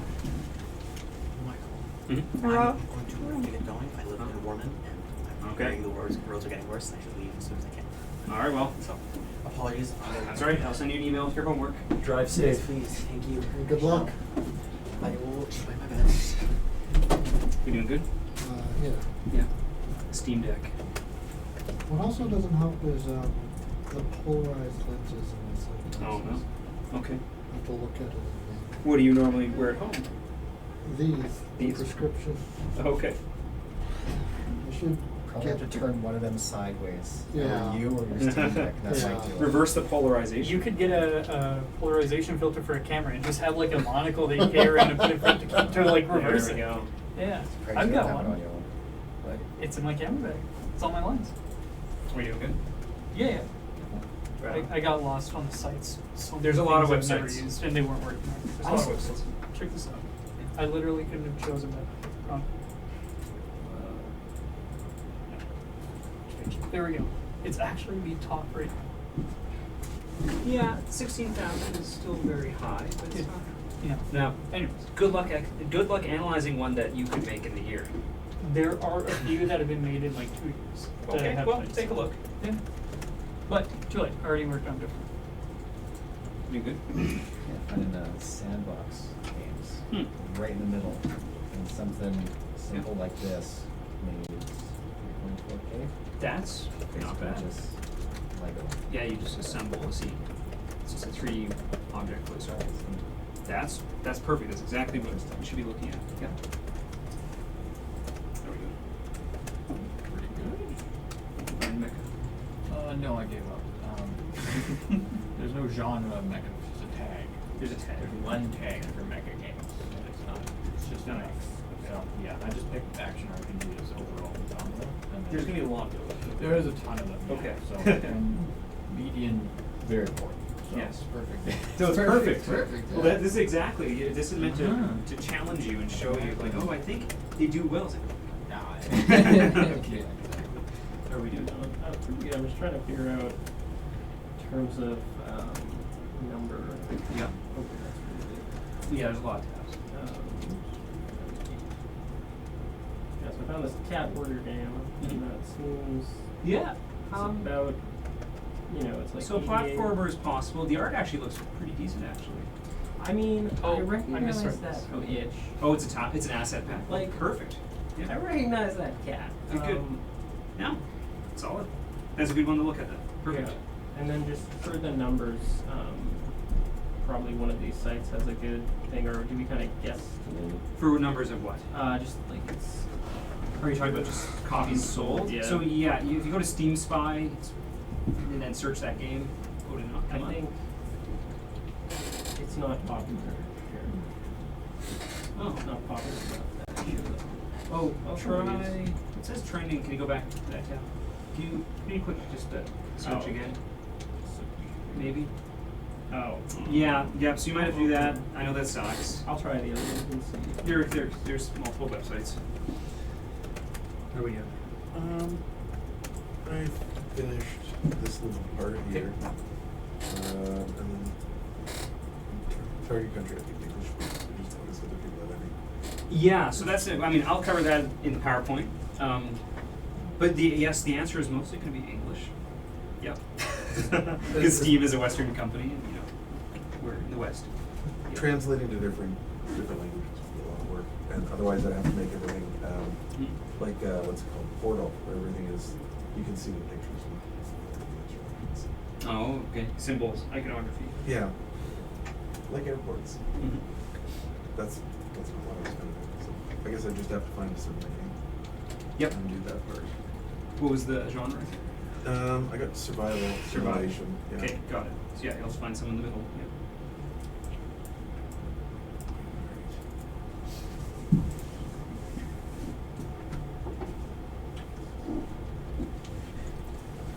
What's going on?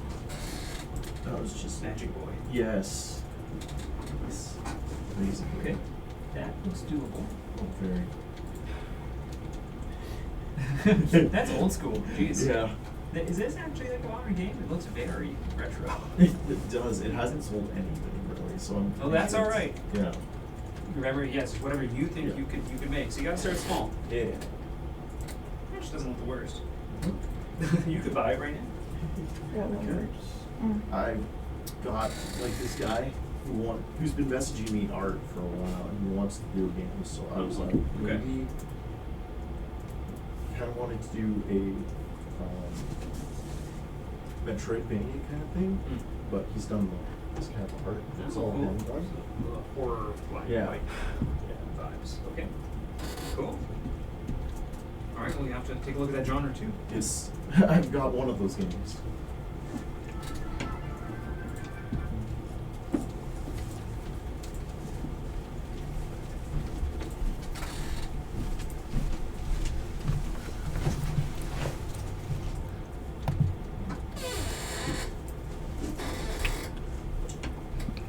All right, online people. I'm going to start quizzing you individually. Braden, what are you working on?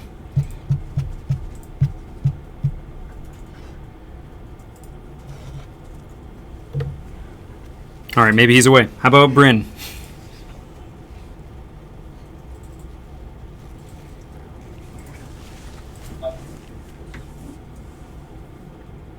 What genre did you pick, Bryn? I picked a genre that's called interactive fiction. Interactive fiction? Very close. Sure. Yeah, it's very close to visual novel. Okay, that sounds good. Sure, perfect. And what about Chad? Networking through tactical RPGs. Oh, I like those. Oh yeah, I'm a big fan myself. Yeah. That's my dream game. So that's the one I'm not going to make. Oh no. Yes. We'll talk about that. But yeah, good idea. What about Ethan?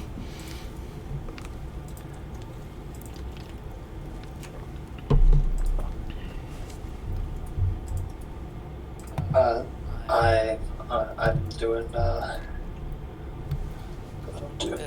crap, I can't talk. Yeah, I'm doing survival or psychological horror. Okay. And did you find that specifically, or did you have to go revert to just horror in general? I found that specifically. Okay. Sounds good. And Portia. Hi, I'm doing simulation with the management tag. Ah, okay. Simulation with management. All right, that sounds promising. What about Renee? I'm doing roguelikes. Ah, roguelikes. That's a hot genre. Absolutely.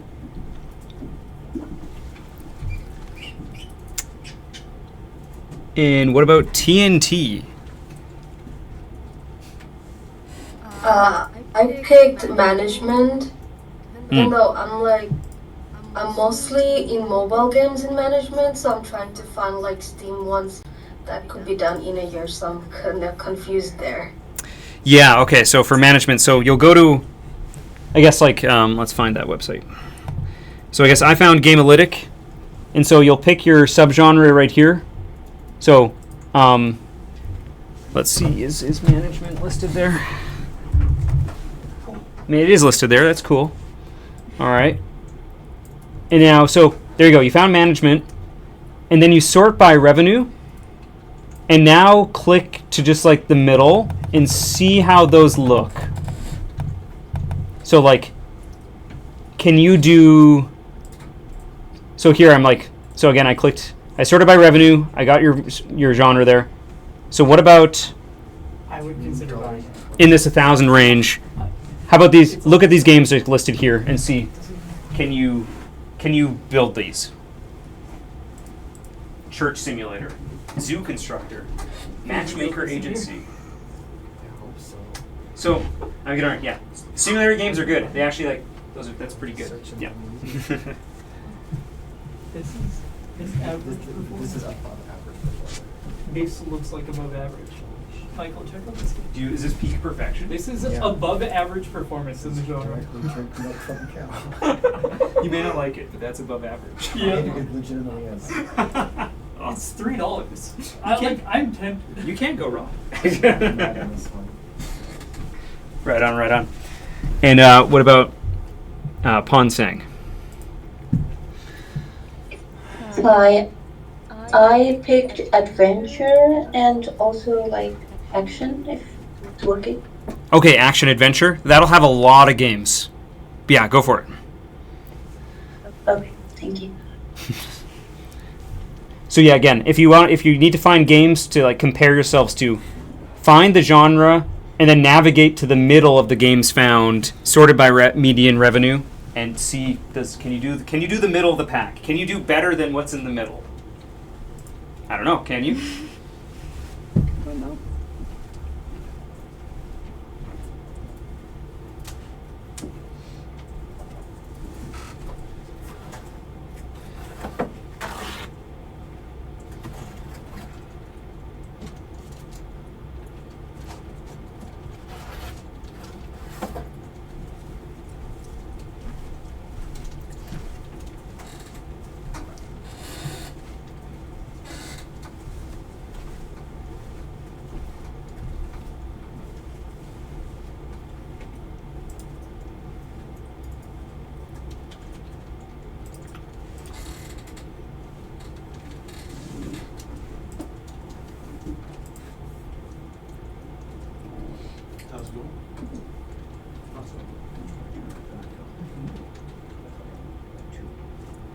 Especially with the store.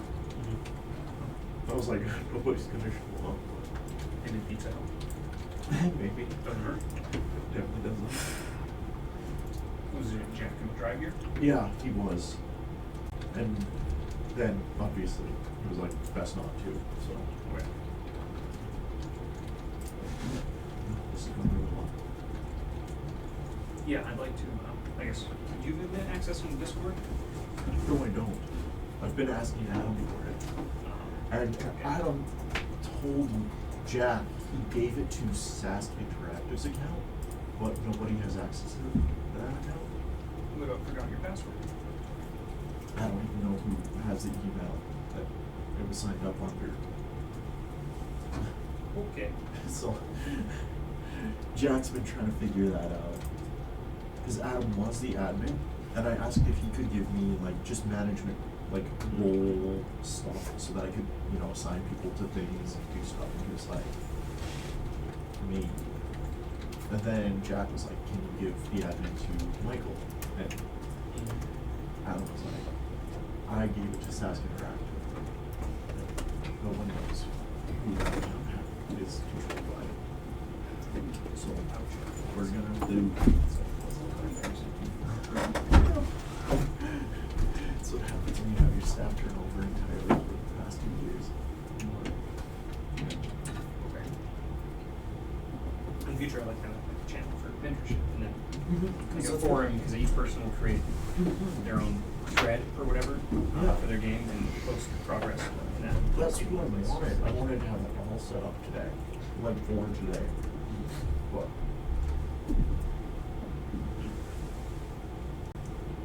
like people could post for their feedback, like anything else. Yeah. But, so I'm gonna try and figure out who has that account. All right. Check what countries. Oh, target countries. Just guess. Take your guess. Okay. Yeah, as far as I'm aware, I don't know if these I don't think we can track that from these websites that scrape the Steam data. But I'll show you which countries. Yeah. I'll talk about that in a bit.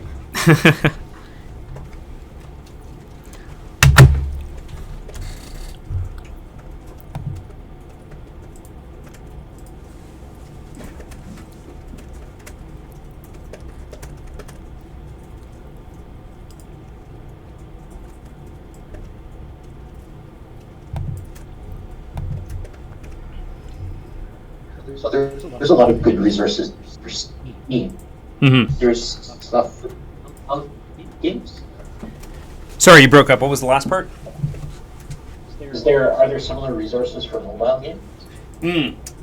I don't know. I'll have to get back to you on that. I would like to have someone from Noodle Cake who makes mobile games come in for a talk during a future session to talk about mobile games. I'm not sure. It's harder also for mobile games in that we can see the Google Play and the App Store are the two primary stores, and we see how many downloads they get. But most of those games are free to play. So the way they make money is from in-app purchases and microtransactions, and I don't see a public way of tracking that. Only big companies like Candy Crush, you can go look up their quarterly earnings, and it'll say like they made $10 billion or something. Yeah. Ridiculous like that. I did work briefly for a mobile studio, and we would release a game every 2 weeks. See how it did, and then we decide if we put more money into it. Like the turnaround on those is fast. That's right. And then you pump ad run money to check. Yeah. Yeah. That's right. Different beast. Whereas I'm talking about like make a game on year. Yeah. Yeah, my first few projects that I'm currently shipping are mobile games. So Yep. If we had stuff on that, that'd be great for sure. I'll do some research. I'll get back to you. But yeah, mobile's I'm not as familiar. And again, I do think it's harder with mobile, but you'd have to talk to people who work at mobile companies to know for sure. So far, it hasn't been easy. Yeah. Yes, that's true.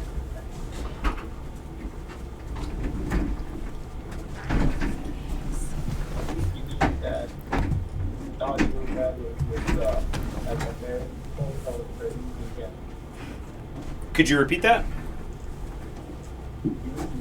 Stardew Valley. The marriage will help the India. I still can't quite hear that. If there's a game you want me to look at, I can look in the chat.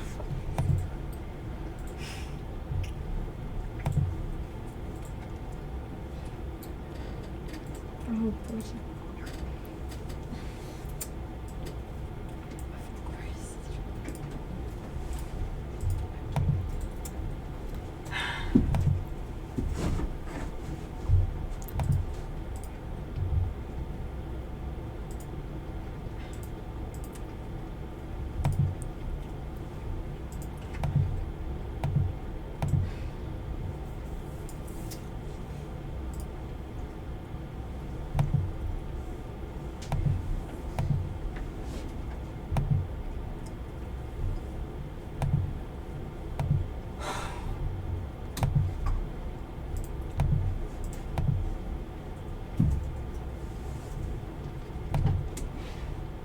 Oh, do I think Stardew Valley is a miracle of indie gaming? Yeah, I mean that's like basically like the greatest indie success story of all time. What if you see the story? It's not that easy. It's not that easy, but I mean, should be support. Yeah, I mean, didn't the guy work in his basement for a bunch of years, basically? Wife supported him. And his wife supported him, Well, and he sure, did but- years and years and years of work, and then it worked out, and that's awesome. Yeah. But you shouldn't just look to that because there's a very good chance it didn't have to work out. I mean, it turned out to be a very high quality game, but Getting a wife to support us is a good idea. yeah. Any help with that? Yeah. Is it next month? That's right. It's a different slide. Yeah. But yeah, I mean, the success stories. It's always good to look them up, but again, it's super unlikely that will happen to you, and it's super risky to work on a single game for years and years and years and years. We saw the median revenue. Like, what if your game isn't Stardew Valley? That's bad news, right? I mean, hopefully that if you spend years, you can do better than the median, but how much better? There's, I think the game. Yeah, so there's the game Anti-Chamber where he had a really good talk where he did succeed, but he said the emotional cost was so high that now he just like can't stop crying, and people are like, "Well, you're rich, so we don't care." And he's just like, "I don't know, man."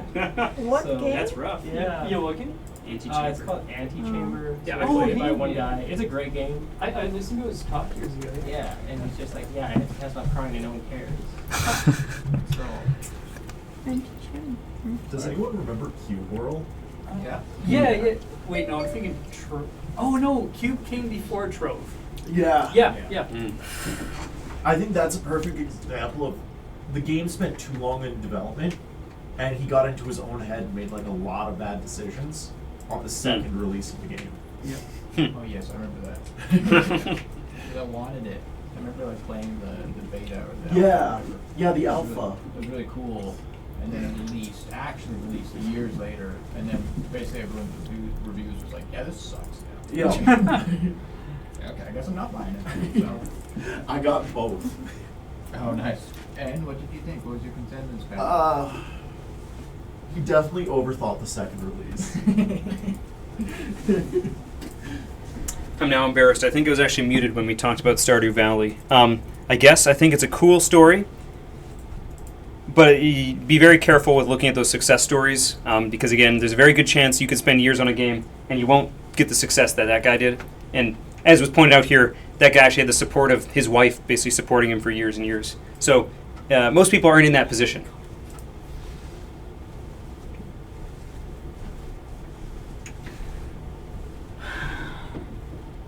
If you were rich and if you already had all the money, you don't need to work a job. Sure, make whatever you want.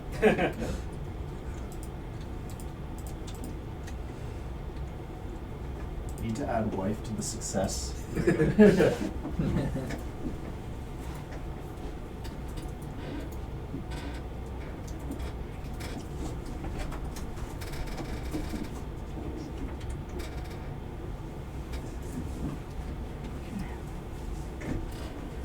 Is anyone having trouble still finding games? Me. Okay. Not that I didn't find, it just it doesn't want. Simulation? Okay. It doesn't want to. There's too many? Hmm. Load. I always try to get it stuck. There's enough because I can find it in URL. I don't know. I'll It's just too click a many bunch. numbers. Just and start then- clicking. But it starts to freeze. So I can't, like after a while, I need to be slow because it might. Okay, then so grab that URL and then put in a text file and take a look. Control F.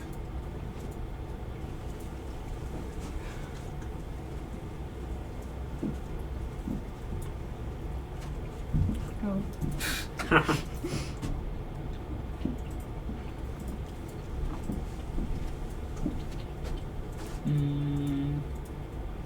That's a lot of stuff.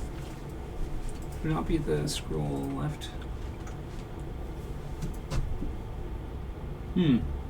View. Let's turn off line wrap or turn on line wrap.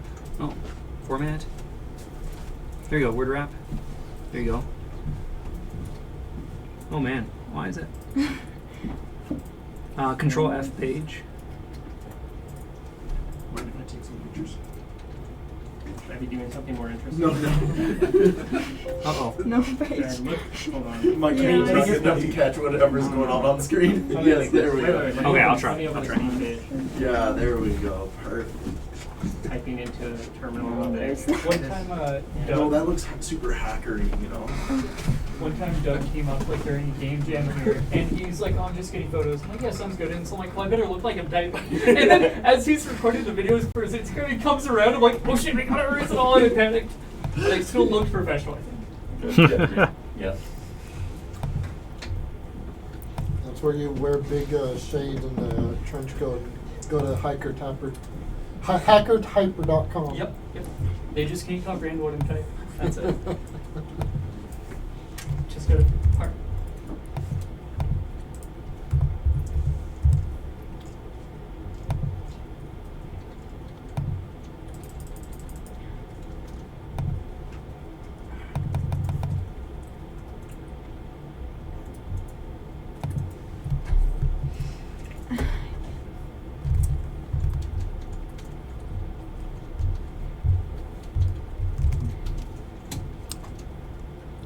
Yeah, that is weird.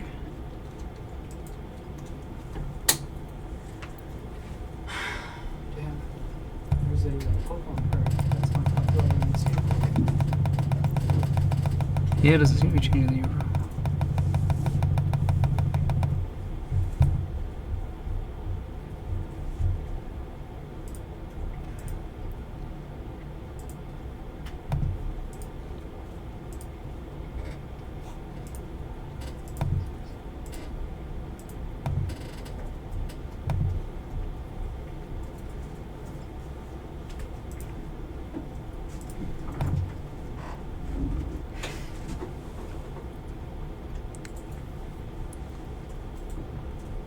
That is right.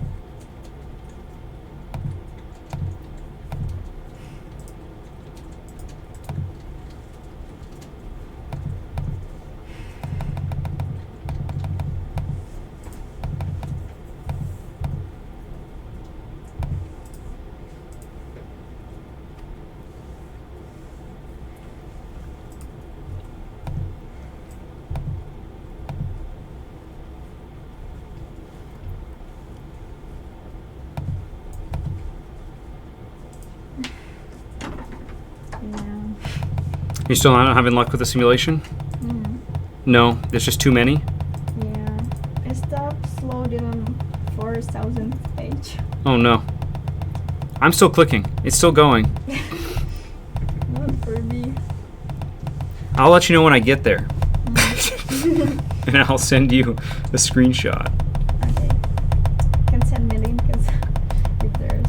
Now, I don't think it changes the URL, sadly. Oh.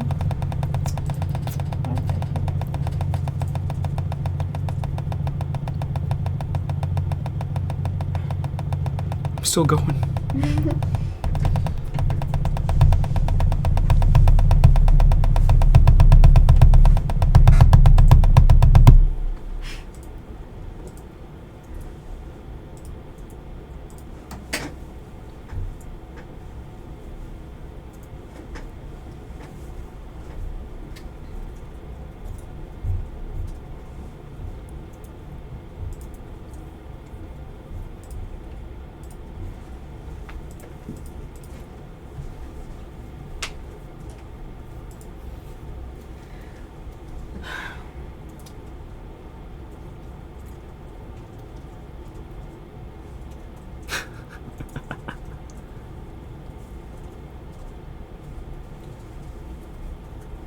Okay, I think I did it.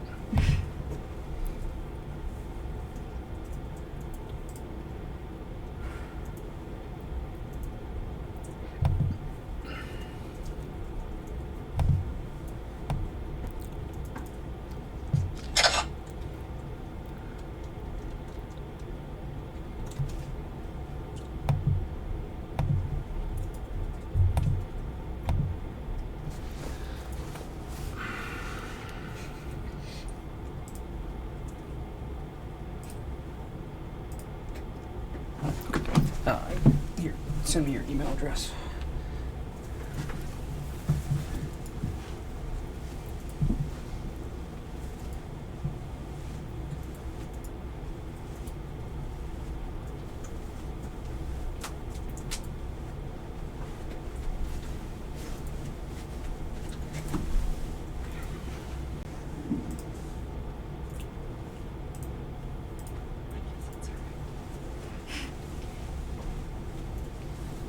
Gonna check it's the right one. Oh, actually, we can also do this too. Yeah, so give me your email address and I will also show you this. There. So you can also just write down these names. Oh. Oh, I already, yeah, I think I already had this then. That would have made sense.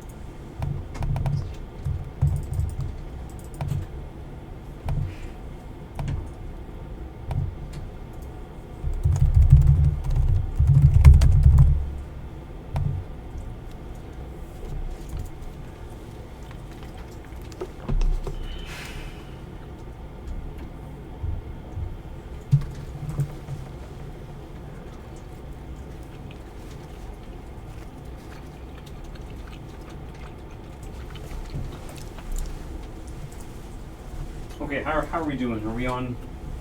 Has everyone done their first game they've analyzed? Similar game? What about the second? Whoa! Yeah. Look at you. You're an overachiever.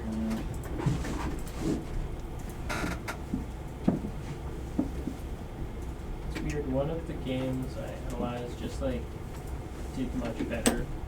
And like okay, doesn't seem that much better. Oh, okay. You know what I mean? Sick one. It's like unless I you know, it's just okay. So the first one, or I'll start with the best one. So apparently this one says it did maybe like 90K. I think that's an overestimate, but even. Well, that's pretty good. Oh, I guess 2016. So it's just been out. It's been out for a very long long time. And Yeah, 2016. 2016's many years ago, Yeah. so fewer games out then. Yeah. So Mine's maybe from that's 2016, but it only sold like 700 copies. And it was right in the middle. I did not consider the time. I did, like it's good. No, it's good, but I agree that I'd be surprised at 9 or 10. So just like compare it to You know. something like Cat Warrior. Like I'm sure you're familiar with. Oh, I know Cat Warrior. Well, yeah, we all love Cat Warrior, right? And this game, you know, estimate say like 6,000, which again seems pretty good. Like I recognize this from it. Like HIO. Cruising asset pack. That's not bad. It's smart. You know, it's got. I think this is a very realistic thing. Like I think in a year I could definitely make something terrible. Yeah. And the reviews said it was like a little short. But you know, it's just like the difference. Yeah, I agree. It's That like it's a crazy difference, but I guess it's like, well, you know, 2016. That was a long time ago. We had far fewer games on Steam. Are their prices different? It's like 6.5. I think this one might be. Well, I think like pretty pretty similar. Too, so. Yeah, I guess mostly just be saturation. Just how many games are out there. Yeah. So I don't know. I'm not sure if I should just like switch to a different one, but no, it's it's good. like it's fun. Yeah, no, it's good to check. That's interesting. Oh, there's some I guess RPG it has stuff. like and there's like an extra system, but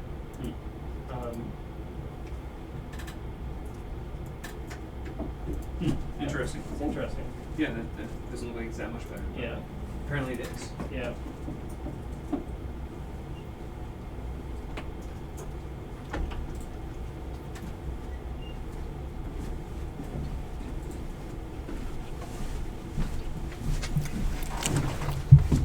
All right, online people. Has everyone at least analyzed one of their games?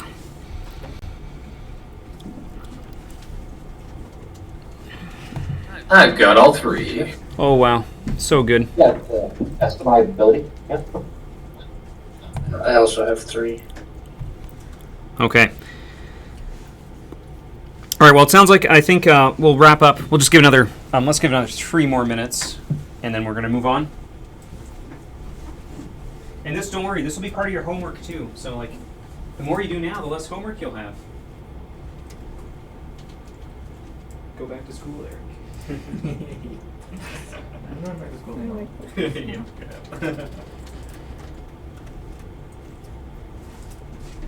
How are we doing?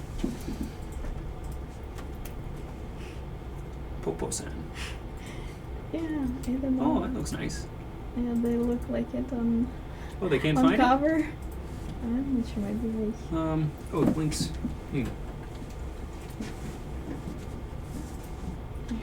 There you go. Interesting. And this was under simulation? Yeah. I don't know what it's simulating. Urban legend horror kind of thing? No, it says relaxing. Yeah. Okay. Life sim. Okay. Life simulation. Interesting.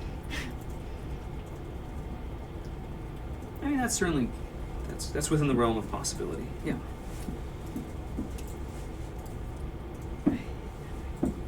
Lost in it.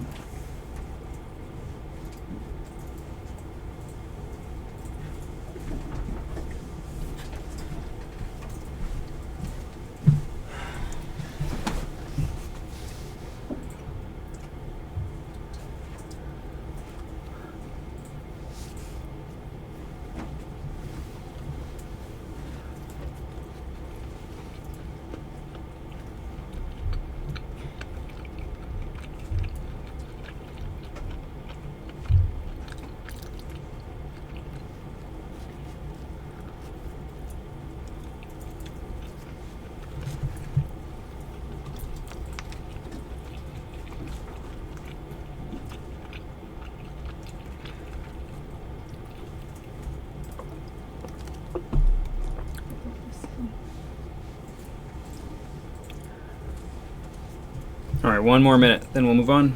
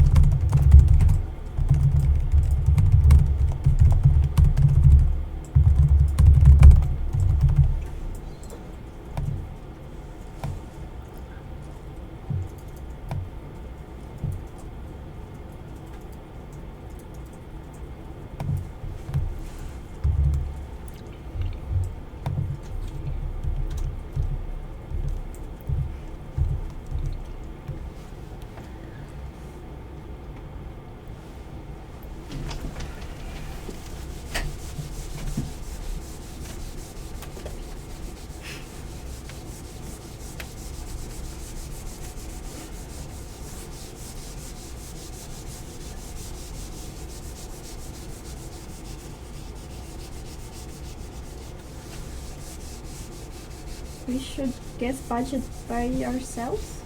Yes. Yep. Okay. Or ask me to come and give you a ballpark. Yeah. So I guess you could roughly say, like, if you think someone working a full time on it for a year is $50,000, that's reasonable. So yeah, like, do you think it took a person 1 year full time to make this? This one's hard to tell. Hard to tell. I don't know how many He does have people 3D work visuals. It has 2D and 3D. I guess, what about the trailer? Can you just show that real quick?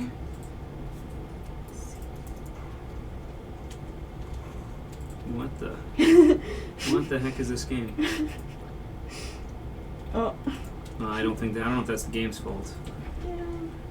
No, that's more the website's not working. I guess I would guess that this took less than a year to work on, full time. Maybe 3 months full time. So you could put like $20,000-$30,000. Maybe $20,000. Maybe less. If you feel that's too much for that one. It's a strange I one. have no idea. I like the style, but it's Yeah, it's tricky. weird style. Okie dokie. So I think let's get back to it. So everyone open up the spreadsheet, and let's go down. I guess I don't think we have time to talk about all of them, but let's do what we can. So Ethan, psychological horror. Is there anything? Did it perform better than expected, or did it perform better or worse than you expected? And what did you expect?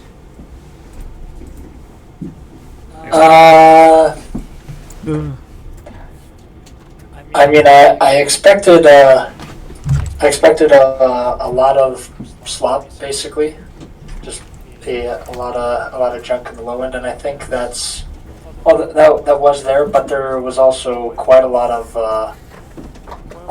stuff that just had it tacked on just for the heck of it. Like I saw, I think it was a Bubsy racing game with the tag psychological horror. Truly terrifying. That's terrifying. That's funny. But I started at estimated revenue on the right at the medium, and I went a little bit higher, and the quality didn't exactly bump up too much. I think I could make all three. The final one, I would just need help with an artist. Right on. Okay, and I guess on a spectrum of top genre, best genre, or I guess, best-selling genres, genres to worst selling, where would you put horror? Just a ballpark. You can just say like in the middle or to the left or the right or something. Psychological horror, I would put probably closer to best-selling. Okay. I think it had Psycho. Or like between best-selling and the middle, like it's still limiting because it's horror. Some people don't like horror, but I think it's sometimes less scary than some sort of complicated system like in some RPGs and stuff. Right on. Okay, interesting. So we'll put it at the left side in the better half. Awesome, thank you. What about Chad with tactical RPGs? What do you think, Chad? How is tactical RPGs? Yeah, I'm a fan of the genre, so I've been watching the space. So the new Gen X just came out, which is supposed to be amazing. I haven't given it a Sold try. 1 million copies already. There's some really big, right? There's some really big names like Fire Emblem and Final Fantasy Tactics had a re-release, and I know they do really well. But I know there's a shit ton of indie games in this space as well, right? So it was interesting to me to kind of dive into the numbers and see what things are at. And where would you put it on the spectrum? Where do you think it is between best-selling and worst-selling genres? Where would you put it? It's so hard to say. Yeah, that's what we're here to learn. Just a guess. That's part of it, right? I put it in the middle, honestly, because it's a very kind of niche thing. It's for the type of player that likes to kind of get into the weeds of strategy. So it's not casual by any means, but it's also like not geared towards specific hardcore players either, right? So kind of somewhere. Right. And how hard do you think it is to make? a median tactical RPG? Yeah, I think it can be difficult, especially if you're going for some of the higher level things. But a lot of these games use pixel art and get away with it too. But from an asset perspective, it might be easier than some other genres. But the systems complexity is where a lot of it comes into play. So I put it in the middle as well. Okay, all right. Yeah, so I guess also something, I guess, well, this we can't really judge for sure with complete knowledge, but I will also put on this graph, I'm going to say like high complexity, or like how hard it is to make. So low complexity versus high complexity to make. High complexity. I would generally put, I'd put tactical RPGs on the higher end of complexity because turn-based systems actually take a lot of upfront work, and there's a whole bunch of menus, and every screen you add is a lot of work. For psychological horror, I would actually put that on the lower complexity end of the graph, probably. Yeah, it's not that hard. Yeah, because you can just kind of buy some crappy 3D assets. You only need like one crappy monster to jump out at you. Yeah.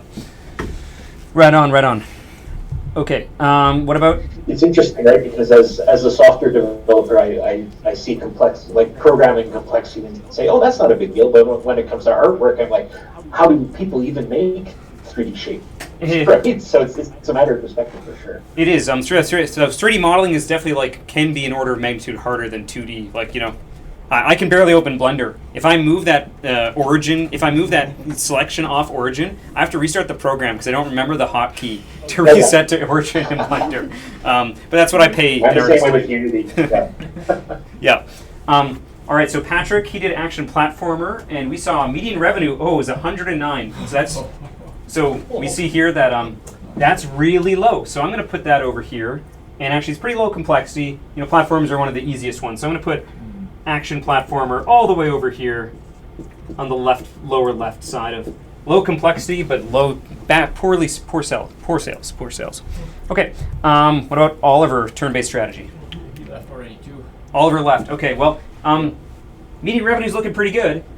So I guess we'll put it somewhere over here, turn-based strat, and I guess complexity. So that's the same deal as tactical RPGs. So I think we're just going to put them very similar. I'll just put turn-based. I think that's similar. It sells pretty well, but again, decently high complexity of turn-based systems are difficult to program. If you've ever done one in a game jam, you'll realize, oh my god, even like having guys take turns is hard, especially on a grid. Or heaven forbid, use hexagons. Whoa. All right, what about Tristan with Metroidvanias? So the question is, how well do I think they sell? Yep. I think they're left of the middle. Okay. And I think they're, lower complexity, but I also think that median is not super high. And then all the reviews, people are like, well, it wasn't Silk Song. So I think there's like, you're getting compared to like, Best of the best. yeah, so it's tough, yeah. There was definitely winners in every genre, and people always point to those, like, look, it can do well. I agree, probably, lower complexity. You still need large levels, so I guess there's that. But generally, platforming isn't that hard to program, so I agree. I think that's looking pretty good. What about Renee with roguelikes?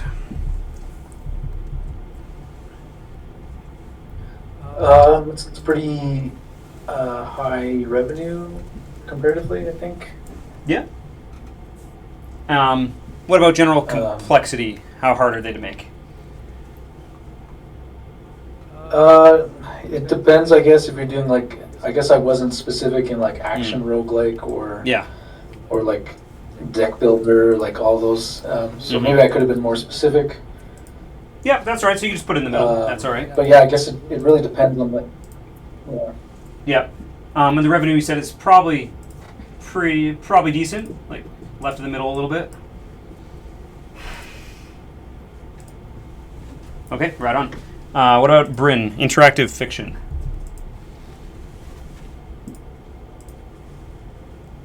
Yes. So where do you think, how well do you think interactive fiction sells as a genre? What was your research? What did you find? It's mainly sell stories for people. for people who like stories like movie or novel. Okay, you found you wrote the demographics. Yeah, good work. What about sales though? So I guess 800. You wrote $802 for the median game. Do you think that's high or low? And I know you don't know. You know, we're here to learn and guess. What do you think? I think it's high. You think it's high? Okay. All right. I guess I will put it though probably to the right of these because these other ones we've been guessing have been higher than that. But we'll put it okay. Interactive fiction. I'll put IF. Okay. And I guess complexity. How hard do you think they are to make? The hardest part is to think about a story and design the whole thing for that society, the society of that story. Yeah, so it's all about story and writing, so how good you are as a writer. I guess, I think it'd be generally be pretty low complexity. You don't need a lot of gameplay elements of you just need one screen with a text box. And in fact, there's actually a lot of engines that do it for you. So I'm going to put it pretty low complexity. They are different. The interactive fiction and the visual novel, they are different. Visual novel is the thing that you said. But interactive fiction, you need to pick different parts to find out the solution. Oh, okay. So there's a bit more adventure style click and point gameplay is what you're saying? All right. Well, I still think overall that's pretty simple compared to turn-based, but we can move it up. Yeah. All right. Right on. What about Taqwa with management? I think the complexity would be moderate. Okay. I read some reviews. It's some people were saying the game was looped, kind of it becomes boring after few hours. So you need to have more game elements to make the game lengthy, so that it's not looped and bad reviews. So I'd say moderate complexity. Moderate, yeah. And for the revenue, I would say I expected it to be better, but it's not that good. Oh, really? Not that good. 2,900 so far is actually much higher than the other ones we've seen reported. I mean, that's the first one I saw, but the other ones are really low. The next two games are really low. Okay, well, if you say so. All right, so yeah, we're going to go worst on. We'll put management and then middle of the road. Were most of the games like a 2D interface, or were they 3D first person, you walk around a shop? Or were they more a store? I found one 2D, and the rest of them was 3D simulated and VR based. Okay, like drug dealer simulator. Okay, yeah. Okay. Yeah. All right. What about Anastasia? Simulation. So there's 24 games count and 1,700 K median. I feel it might be fine. It might be fine. So you're saying middle of the road? Yeah. Okay, sounds good. There is in the medium 50-50, but there is lots of games. Also, this genre is very popular genre, and lots of games that you need to stand out from. There's a lot. Yeah, simulations, a popular tag and genre. Yeah.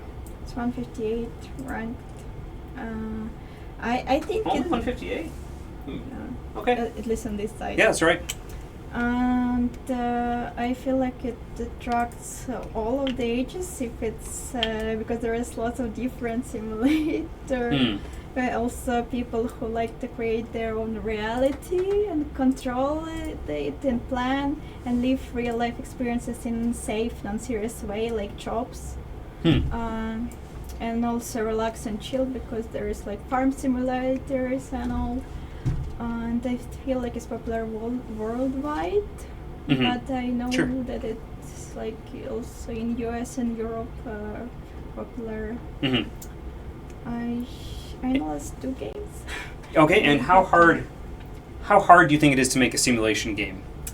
Might be easy if you don't do lots of locations, just focus small, maybe one location. Depends how ambitious, how many big it is. and Yeah, I can see that. style also. It's a big genre. So yeah, I guess we could put it in the middle.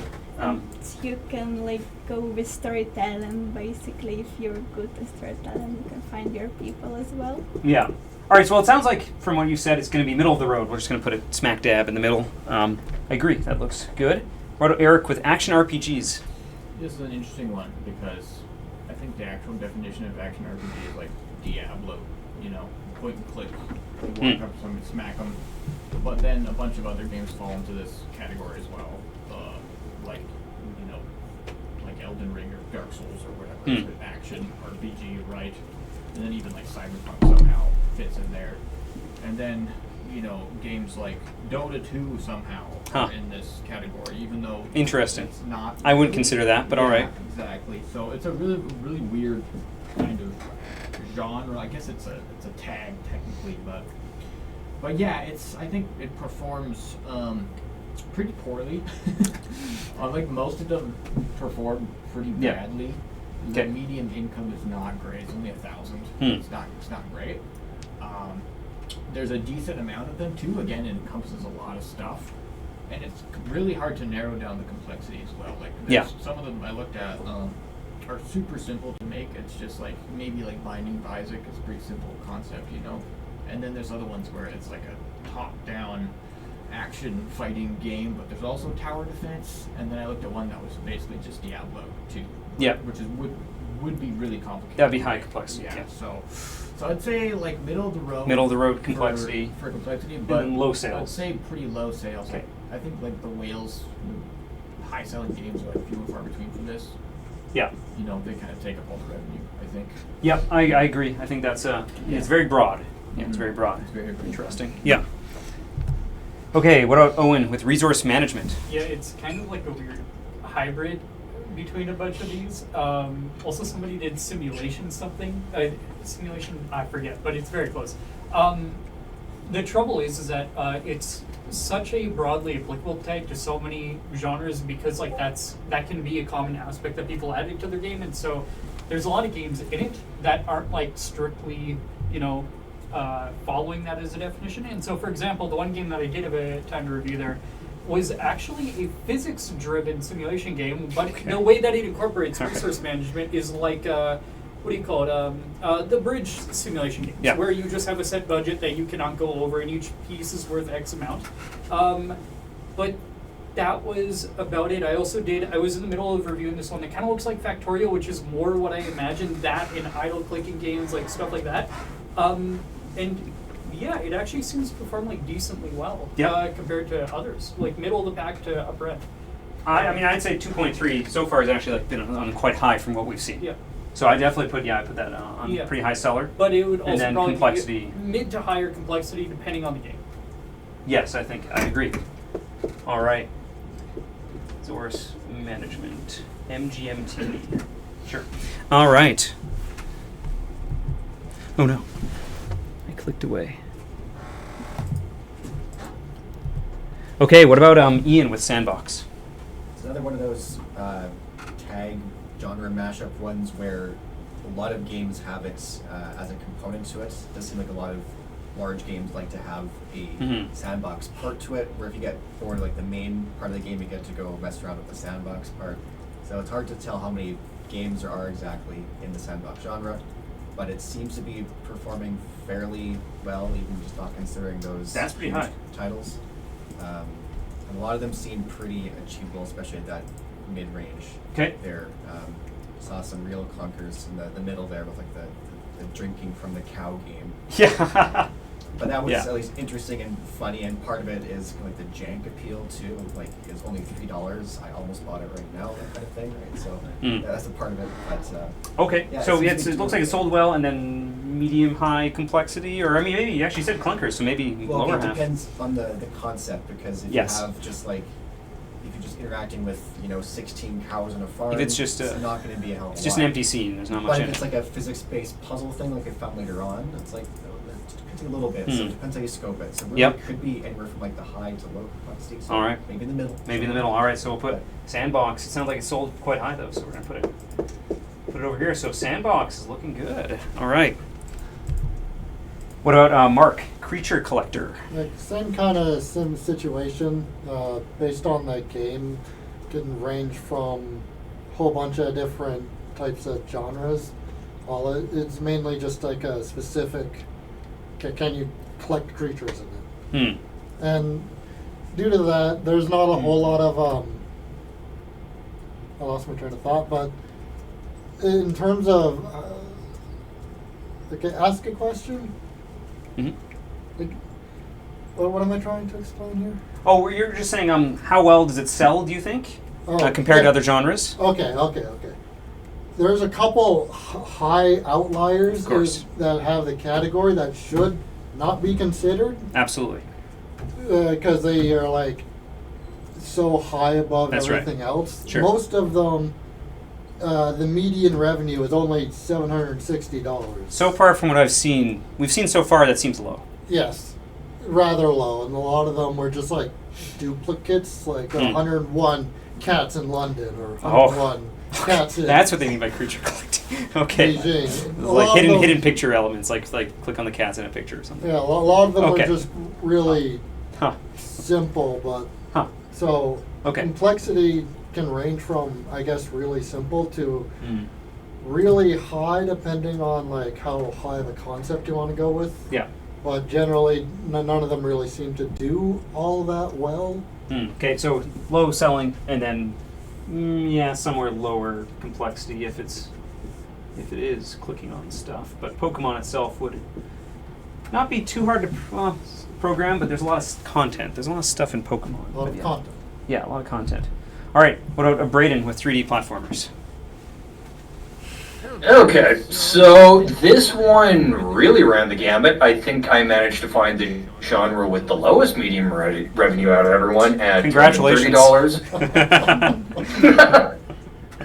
Nice. So yeah, very high competition, very low reward, but the one common denominator is the more you make your game stand out, the higher the odds of succeeding. In terms of complexity, pretty much like everything you see here, it's very scalable.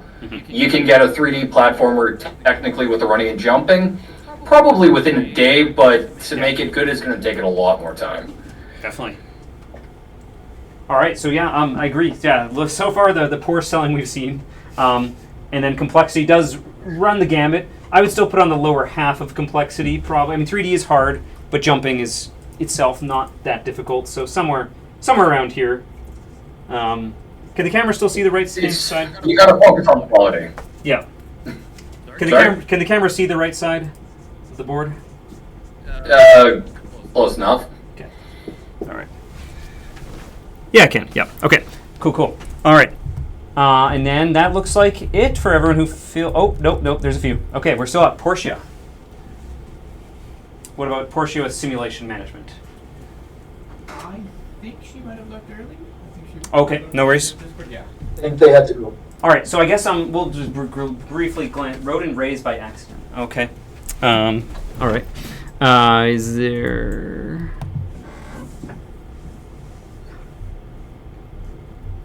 Can we find it, or is it just forever gone? Yeah. Or is it forever gone? There we go. Oh, there it is. Okay, so so median revenues 2,900. That's actually simulation management. So I guess is that one tag or two? Anyway, they're similar. Yeah, that's quite high. That's good selling. That's a good genre right there. Yeah, so that's very high. So sim management, that's very high selling. And then complexity, generally, yeah, these sort of games, it really does depend. Probably put it somewhere in the middle. Sim management, MT. Very good.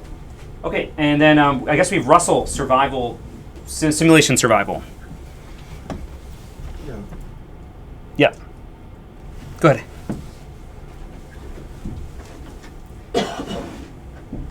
Sorry, just on the complexity? Sure. How hard is it to make a simulation survival? Yeah, I'm still working on the second Excel sheet a bit, but... Oh, that's okay. To make it, I guess it all depends on your complexity. I'm going to say moderate. Moderate, middle, sure. Yeah. Okay, and what about sales? How do you think that did? 5,400 median revenue? Yeah. It's pretty good. That's pretty good. That's pretty high from what we've seen so far. Okay, so simulation survival. So middle of the road complexity, very high selling. So sim survival. All right. And is that it? That might be it for everybody. Okay. Okay, so that's it for this, the exercise we were doing in person. I am going to assign more homework will be to actually go do this, but with 2 other genres so that you yourself can see how those genres do. And then when it's time to make your prototype or make your game, hopefully you pick from one of these 3 genres that you've now researched. All right. But now let's continue on with the set presentation. Okay. Okay. So I guess I'm actually going to change this slide just one moment.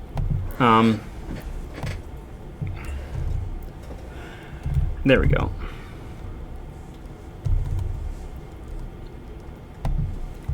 Okay. All right. Oh, don't look at that. Okay. So on Steam, which genres sell well? And actually, no, sorry, we are going to change that because things have slightly changed a little bit since I last looked. We're going to do this. Yeah, we'll say that. Okay.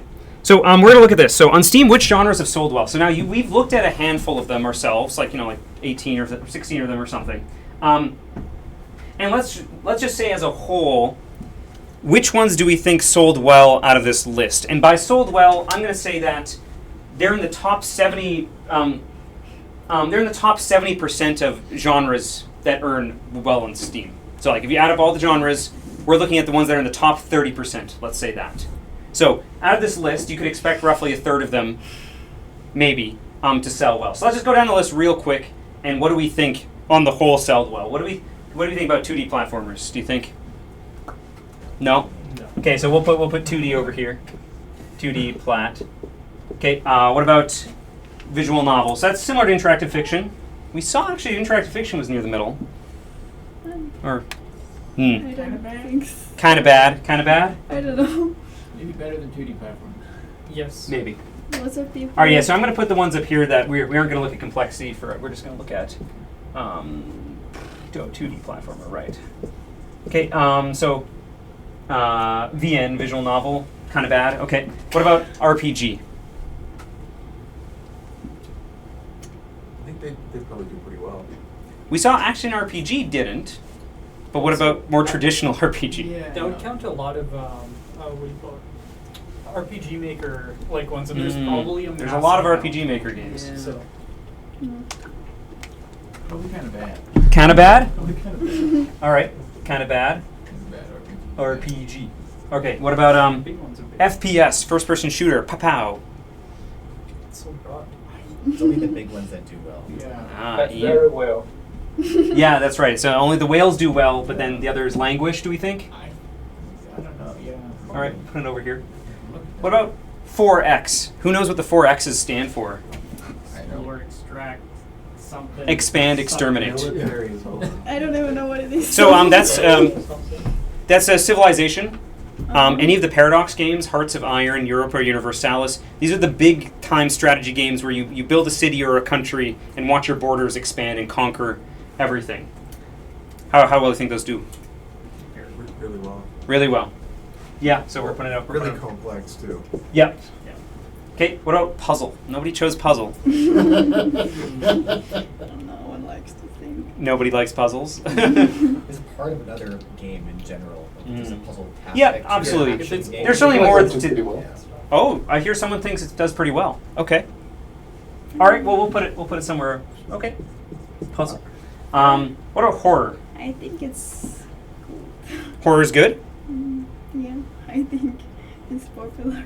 I Okay. don't know if it's. I think it's just oversaturated with it. People like jump scares. But They like jump scares. I don't know. I feel like oversaturated though. No, but what's the But what about the median horror game? Yeah. There was an Alien game that did really well for horror, but Yep. I can't think of others. Okay, raise your hand if you think it's in the top 30%. Online people, what do you think? Me. Alien Isolation. It's like top 40. Okay, we're putting horror somewhere in the middle. Okay. All right. What about roguelike? Someone actually analyzed roguelike. What do we think of that? Yeah, probably does well.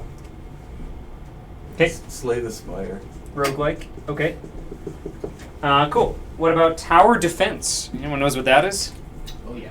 Oh yeah. Balloons tower defense. I think on average these probably don't do very well. I feel like that was like 2010 Flash games where they did a lot of tower defense. I liked it back in Warcraft 3. Yeah. Okay. Tower defense. Okay. What about battle royale? PUBG, Fortnite, Apex Legends. Those are the top ones. You're not going to get a lot of them. Yeah, I was looking at it recently. I think they actually still perform pretty well, despite it being years after the create. So just like a survival. Okay. You think the medium battle royale game does well? I think it does better than average. Yeah. Because you need players, right, to be active. You have to Infrastructure compete is against so others. expensive to You're- maintain. This is a tough one. I see some You're arguing. also trusting them to not use bots. If I think it's just the big ones doing really good. Mm. Just It is still true. doing really good. Yeah. Okay. Any new stuff just kind of goes down the drain. Yeah, we'll put it over here then. What about simulator and management? We did see that tag. Yeah. Performs well. You think that was good? Sim plus management. I think that did pretty well. Plus management. MGMT. Okay. What about VR? No. No. I'm telling you right now, it's probably no. No. What about Renee? How's Melcher? What does Melcher think of VR? Well, it's actually, I think it's good. Just because the space is so small. Interesting. The player base is small, but also nobody's making anything for them. Oh, interesting. Okay. So players are hungry. They're hungry. The players that are there are... They're starving. All right. Interesting. Okay, we'll put VR a bit above the half. Yeah, sure sounds good. Okay, City Builder. I think it performed really well on average. If you come to the Saskatoon Game Dev meetups, you'll meet Ryan, who's making a City Builder. Yeah. City Builder. By the way, I was so wrong on Battle Royale. Holy shit. Oh, cheating! Don't look at it. Just stop. Average median. Yeah. You're embarrassed. I was so wrong. You just got schooled. All right. Yeah. What about 3D platformer? We saw a 3D platformer. Bad. Bad? Boo. What? Where do we put it? Oh, we put it over here. Okay, so we already answered that. Okay. What about sexual content? Ooh. Probably I think fantastic. it's good. I've never bought any of them. Of course not. But people are always hungry for it. They always hunger. It's a lot of there. But what about the median sex game? I don't know. Probably okay. Online people, what do you think? Is it like VR underserved people?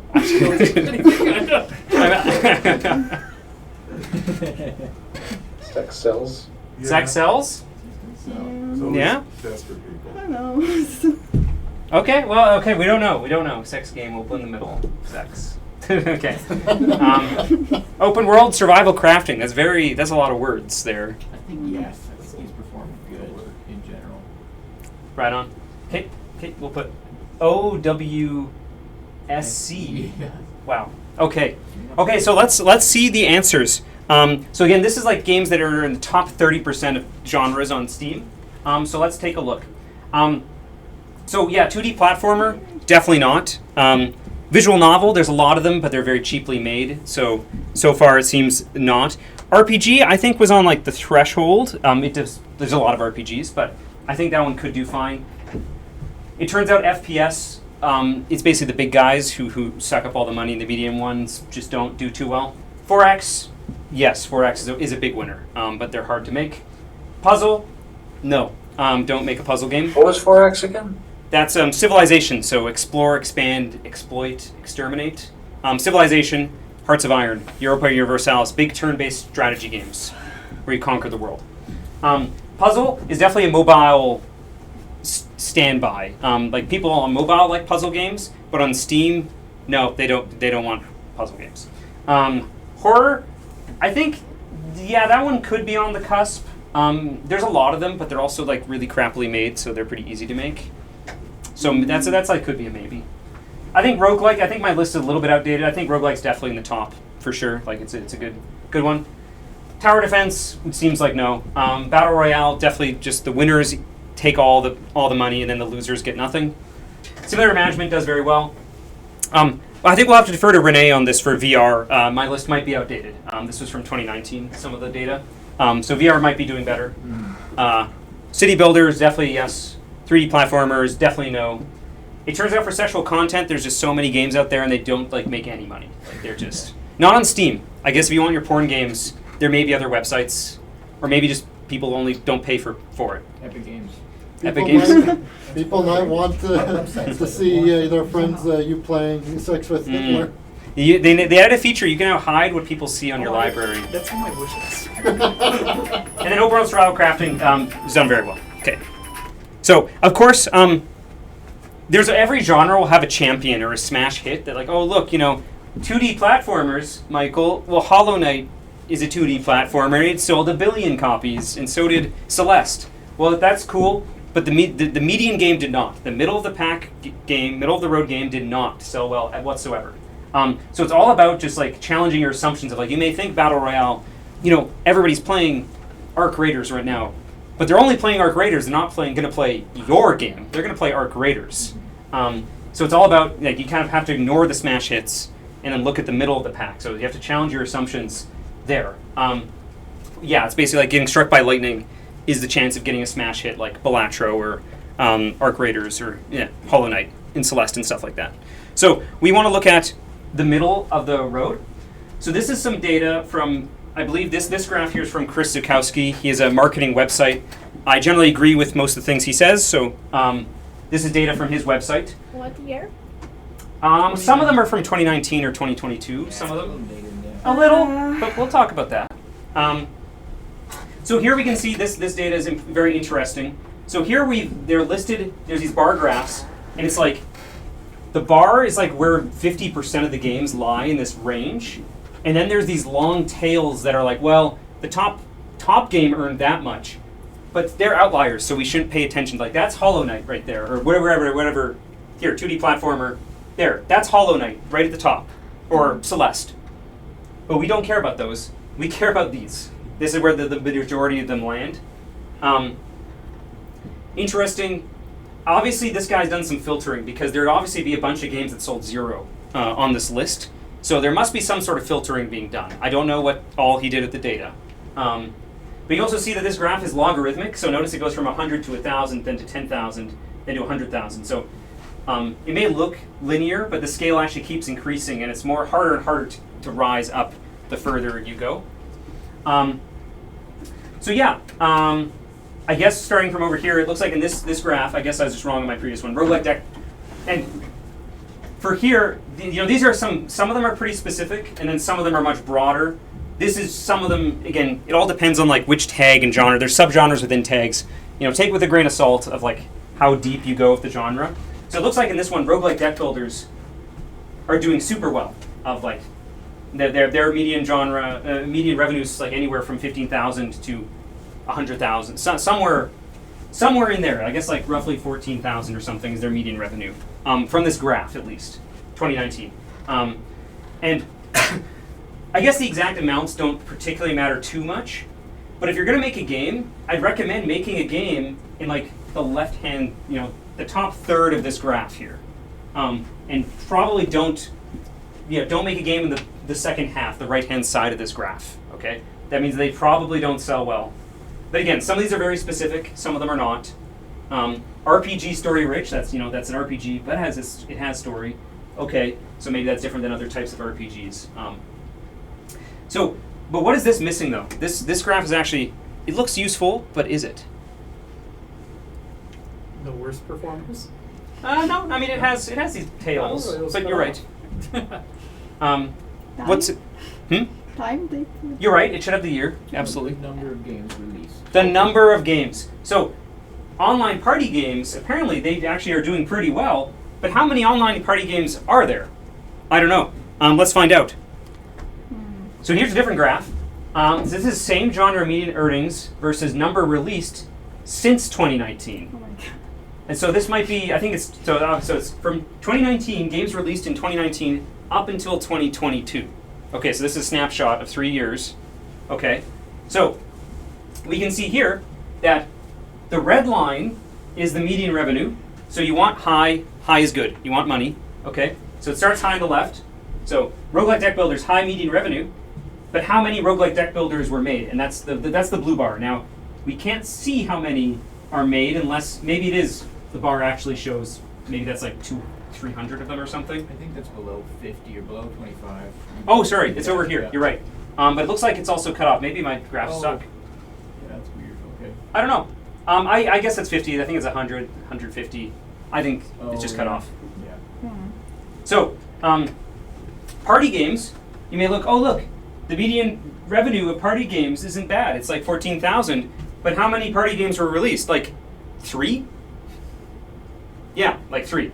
So you can't, that in statistics we discard that because that's not enough data points to actually know, is that a good genre or not? I don't know.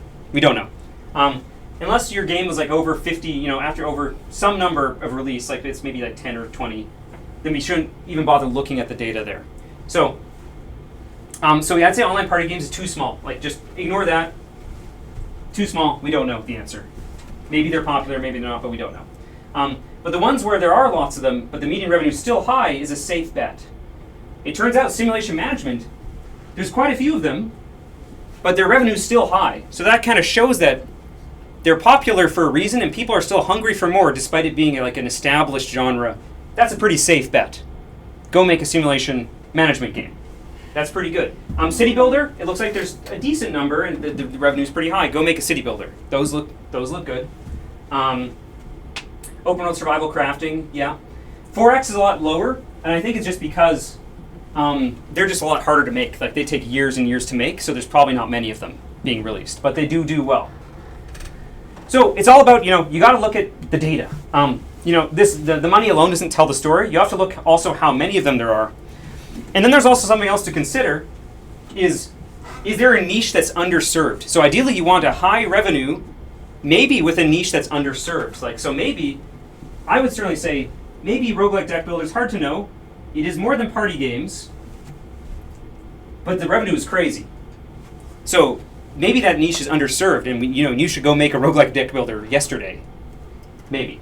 So that's more of a risk. I suppose that's a risk. You don't know how well the niche, marketing, you always want to try to find some sort of niche that isn't being served by the products currently on the market.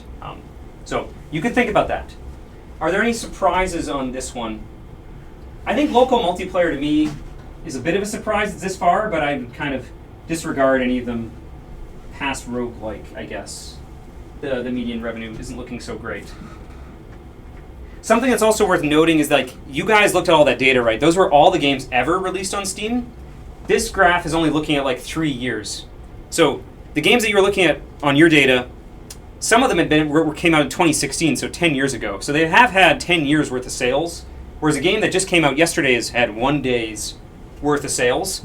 So when making these graphs, maybe you do want to exclude titles that were released within the past few months because they haven't had enough time to achieve their true sales potential. Yep, I don't know. I think I think local multiplayer, it won't do good on Steam, but it'll do much better on stuff like Xbox, PlayStation, and Nintendo. Absolutely. Because I don't know how many people have tried it, but getting more than 2 controllers connected to a PC is a nightmare sometimes. Absolutely, yeah. It's probably my favorite genre, but I agree. It's also super rare. How many people own 4 Xbox controllers that plug into a PC? It's very rare. Also, how many people have 4 friends who will come over to their house?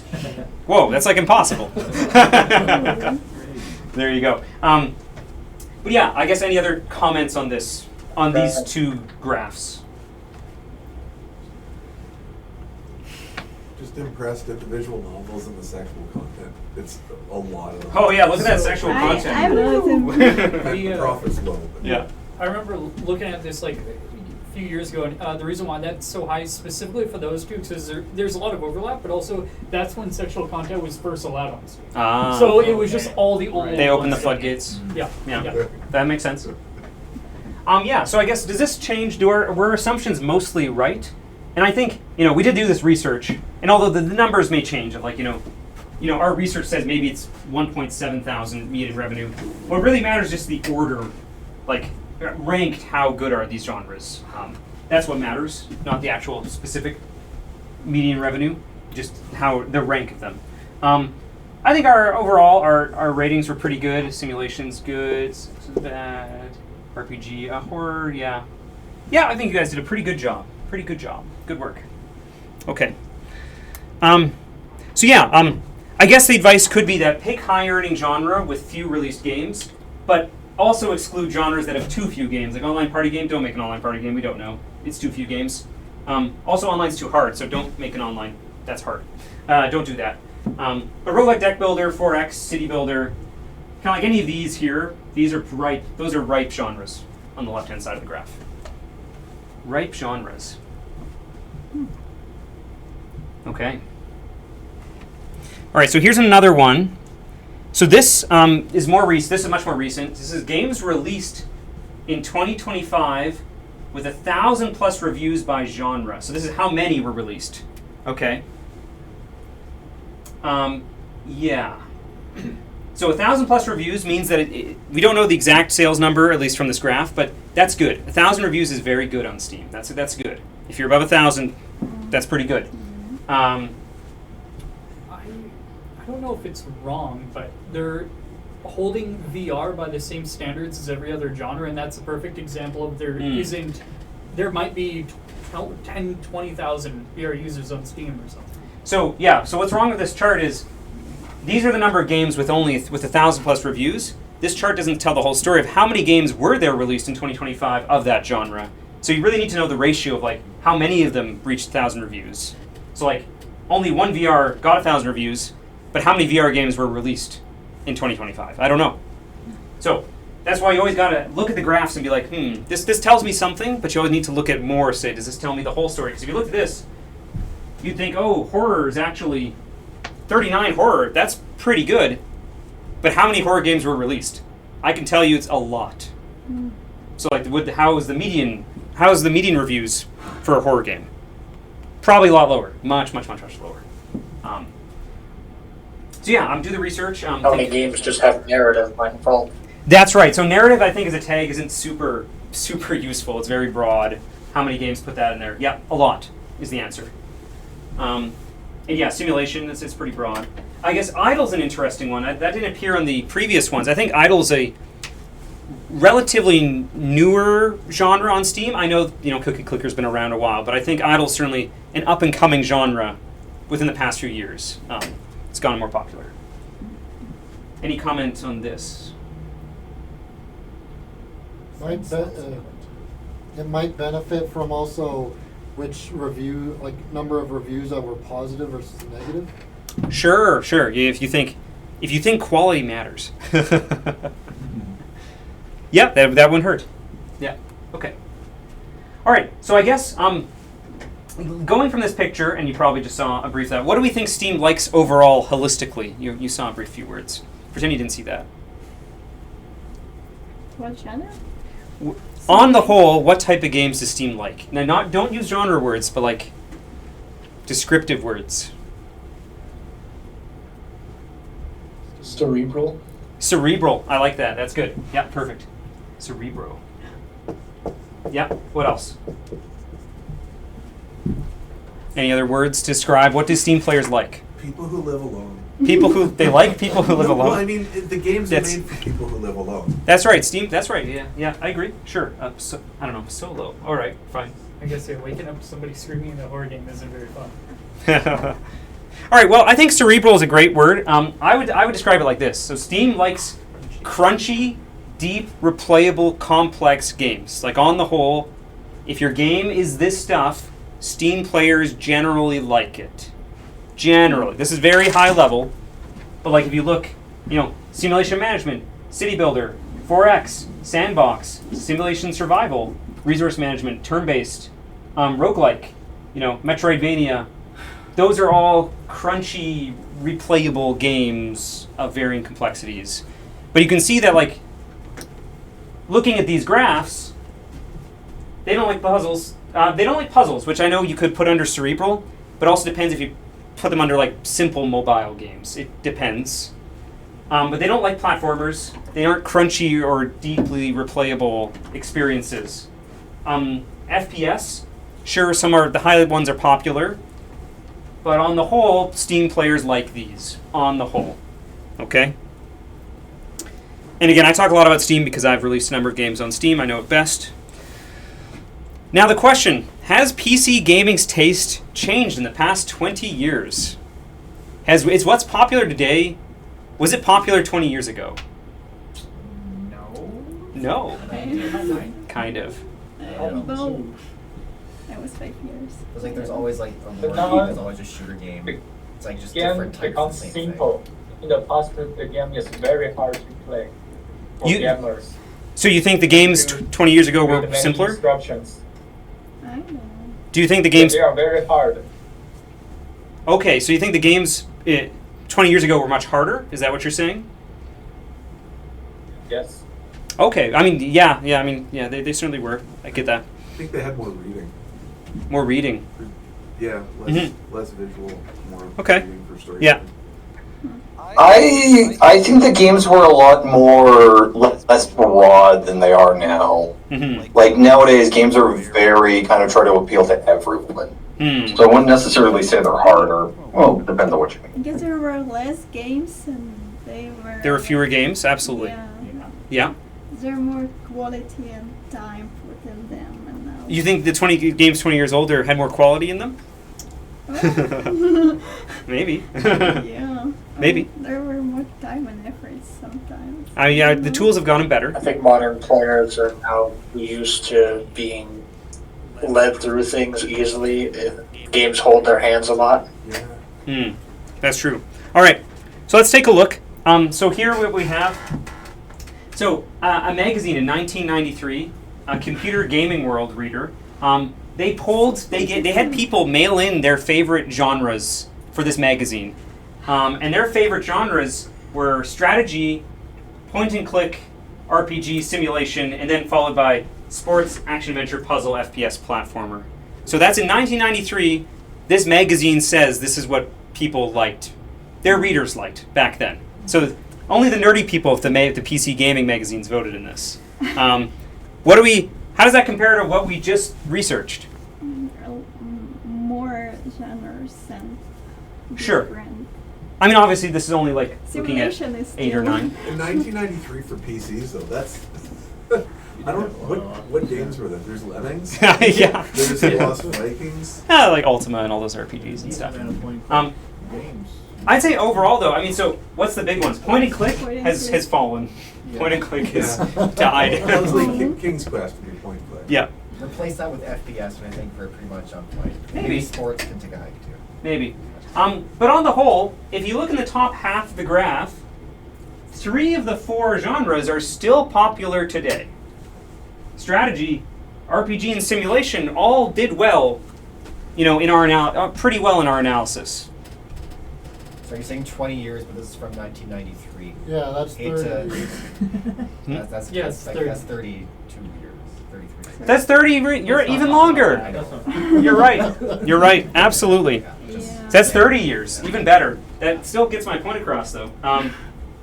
3 of the 4 genres still did well 30 years ago. So I would say, on the whole, the PC gaming's taste hasn't changed very much. They still like the same hardcore, crunchy, deep, replayable, complex games that they did 30 years ago. So there can be genres that are flash in the pans, like Vampire Survivors popped out, Balatro popping out, the roguelike deck builders. There can be new genres, but on the whole, I don't think it's actually changed all that much. Didn't want to argue about that. But you're right, it's 30 years. We're going to change that. 30 years. Wow. Wow.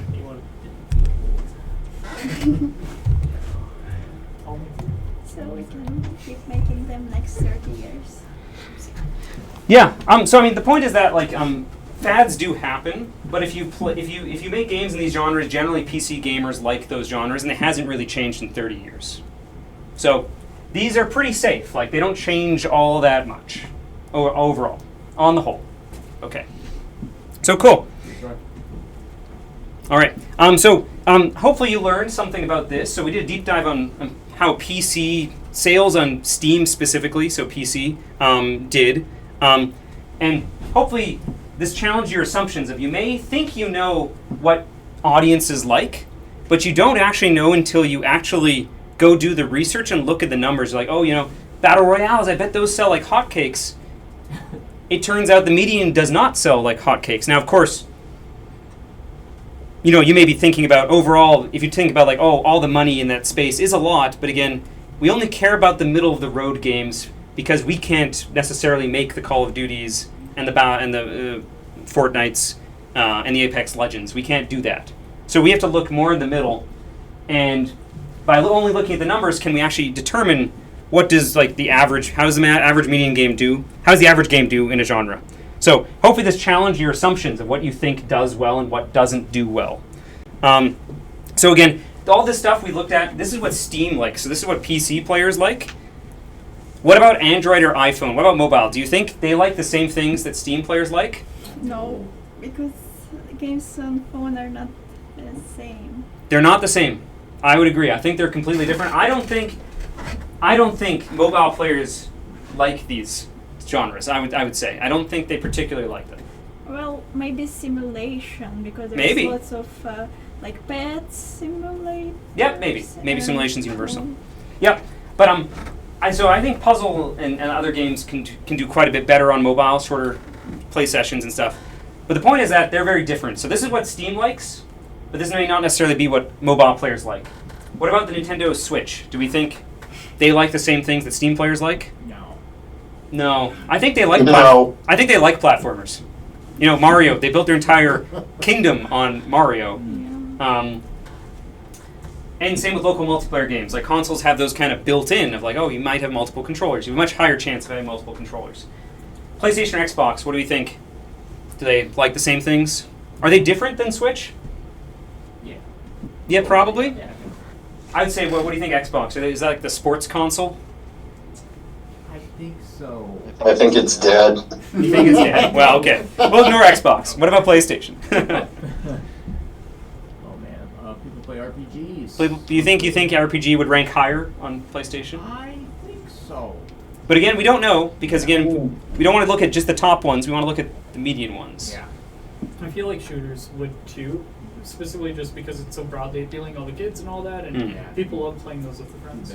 Racing games? Racing games might be much better. Racing was pretty low on the graphs we saw. Yeah, maybe. I don't know. So you'd have to do research. Like the point is that we don't know, but I would guess they're different. But you have to find out yourself and go do the research on the numbers. And I think the research on these other platforms are harder to do. I don't think Steam is actually quite open. You saw those websites scraping all that data from it. I think the other consoles are a much more closed ecosystem, much harder to do research on. Okay, whew. I wonder if the median revenue is generally higher on consoles just because of the higher barrier of entry. You're not getting a bunch of competition there. That's a good point.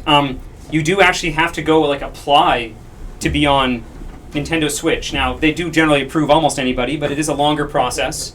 I do know on Nintendo Switch, on the eStore, there's always one game at the top of the eStore. It's called Cat Milk, and they sell it for 1 cent, and it's a 2D platformer, and it's absolute garbage. It should not be at the top of any charts, and yet somehow it's always there because they put it on sale for 1 cent. Anyway, so I don't know. Do they allow garbage on their platforms? I don't know. All right. So any other questions about this presentation? So genres and sales. Do you think genres are important? I hope you think so. We just spent hours talking about it. Yeah. All right. What about remote people? Any questions?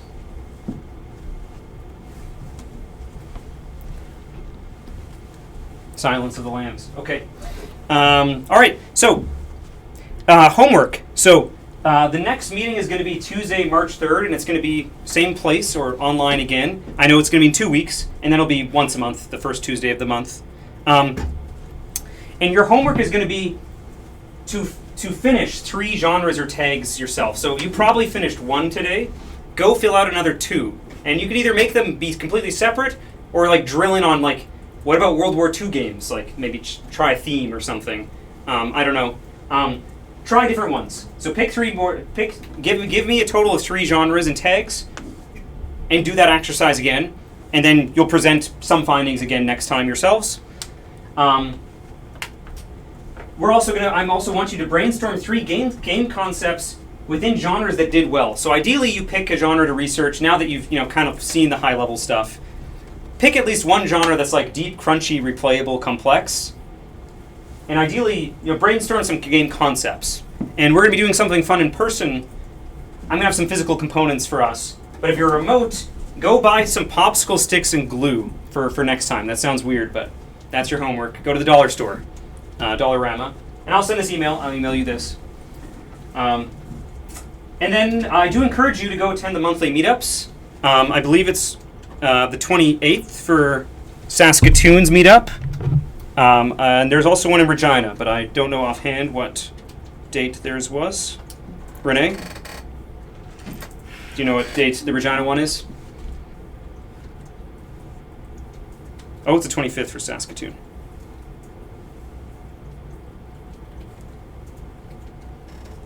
Okay, that's all right. Sorry, it's the 21st. Okay, all right, so I will write that down just right now. So Regina, Feb 21, Saskatoon, Feb 25th.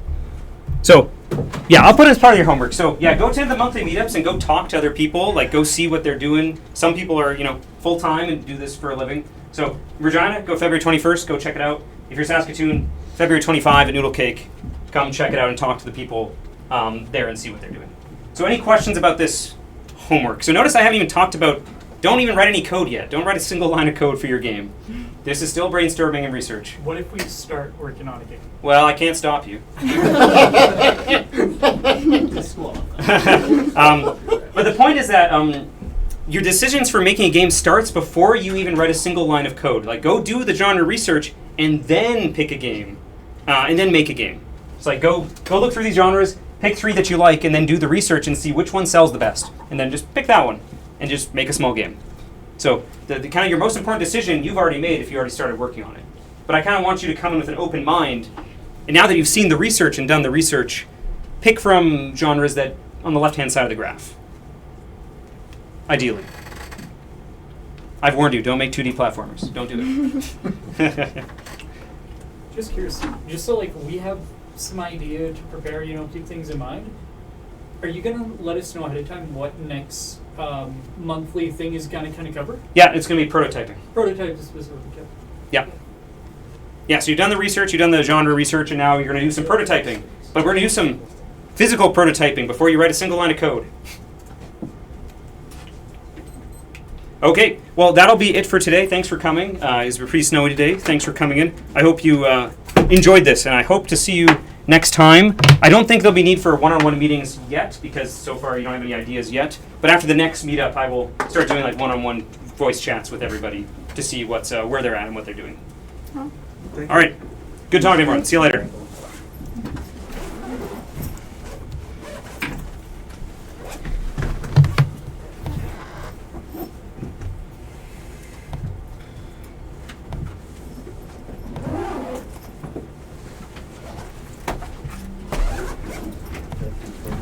Those remote people didn't say anything saying good. They didn't say goodbye. Oh well. What if I program a popsicle stick simulator so that way Oh. I can be here on my computer with popsicle sticks on my computer.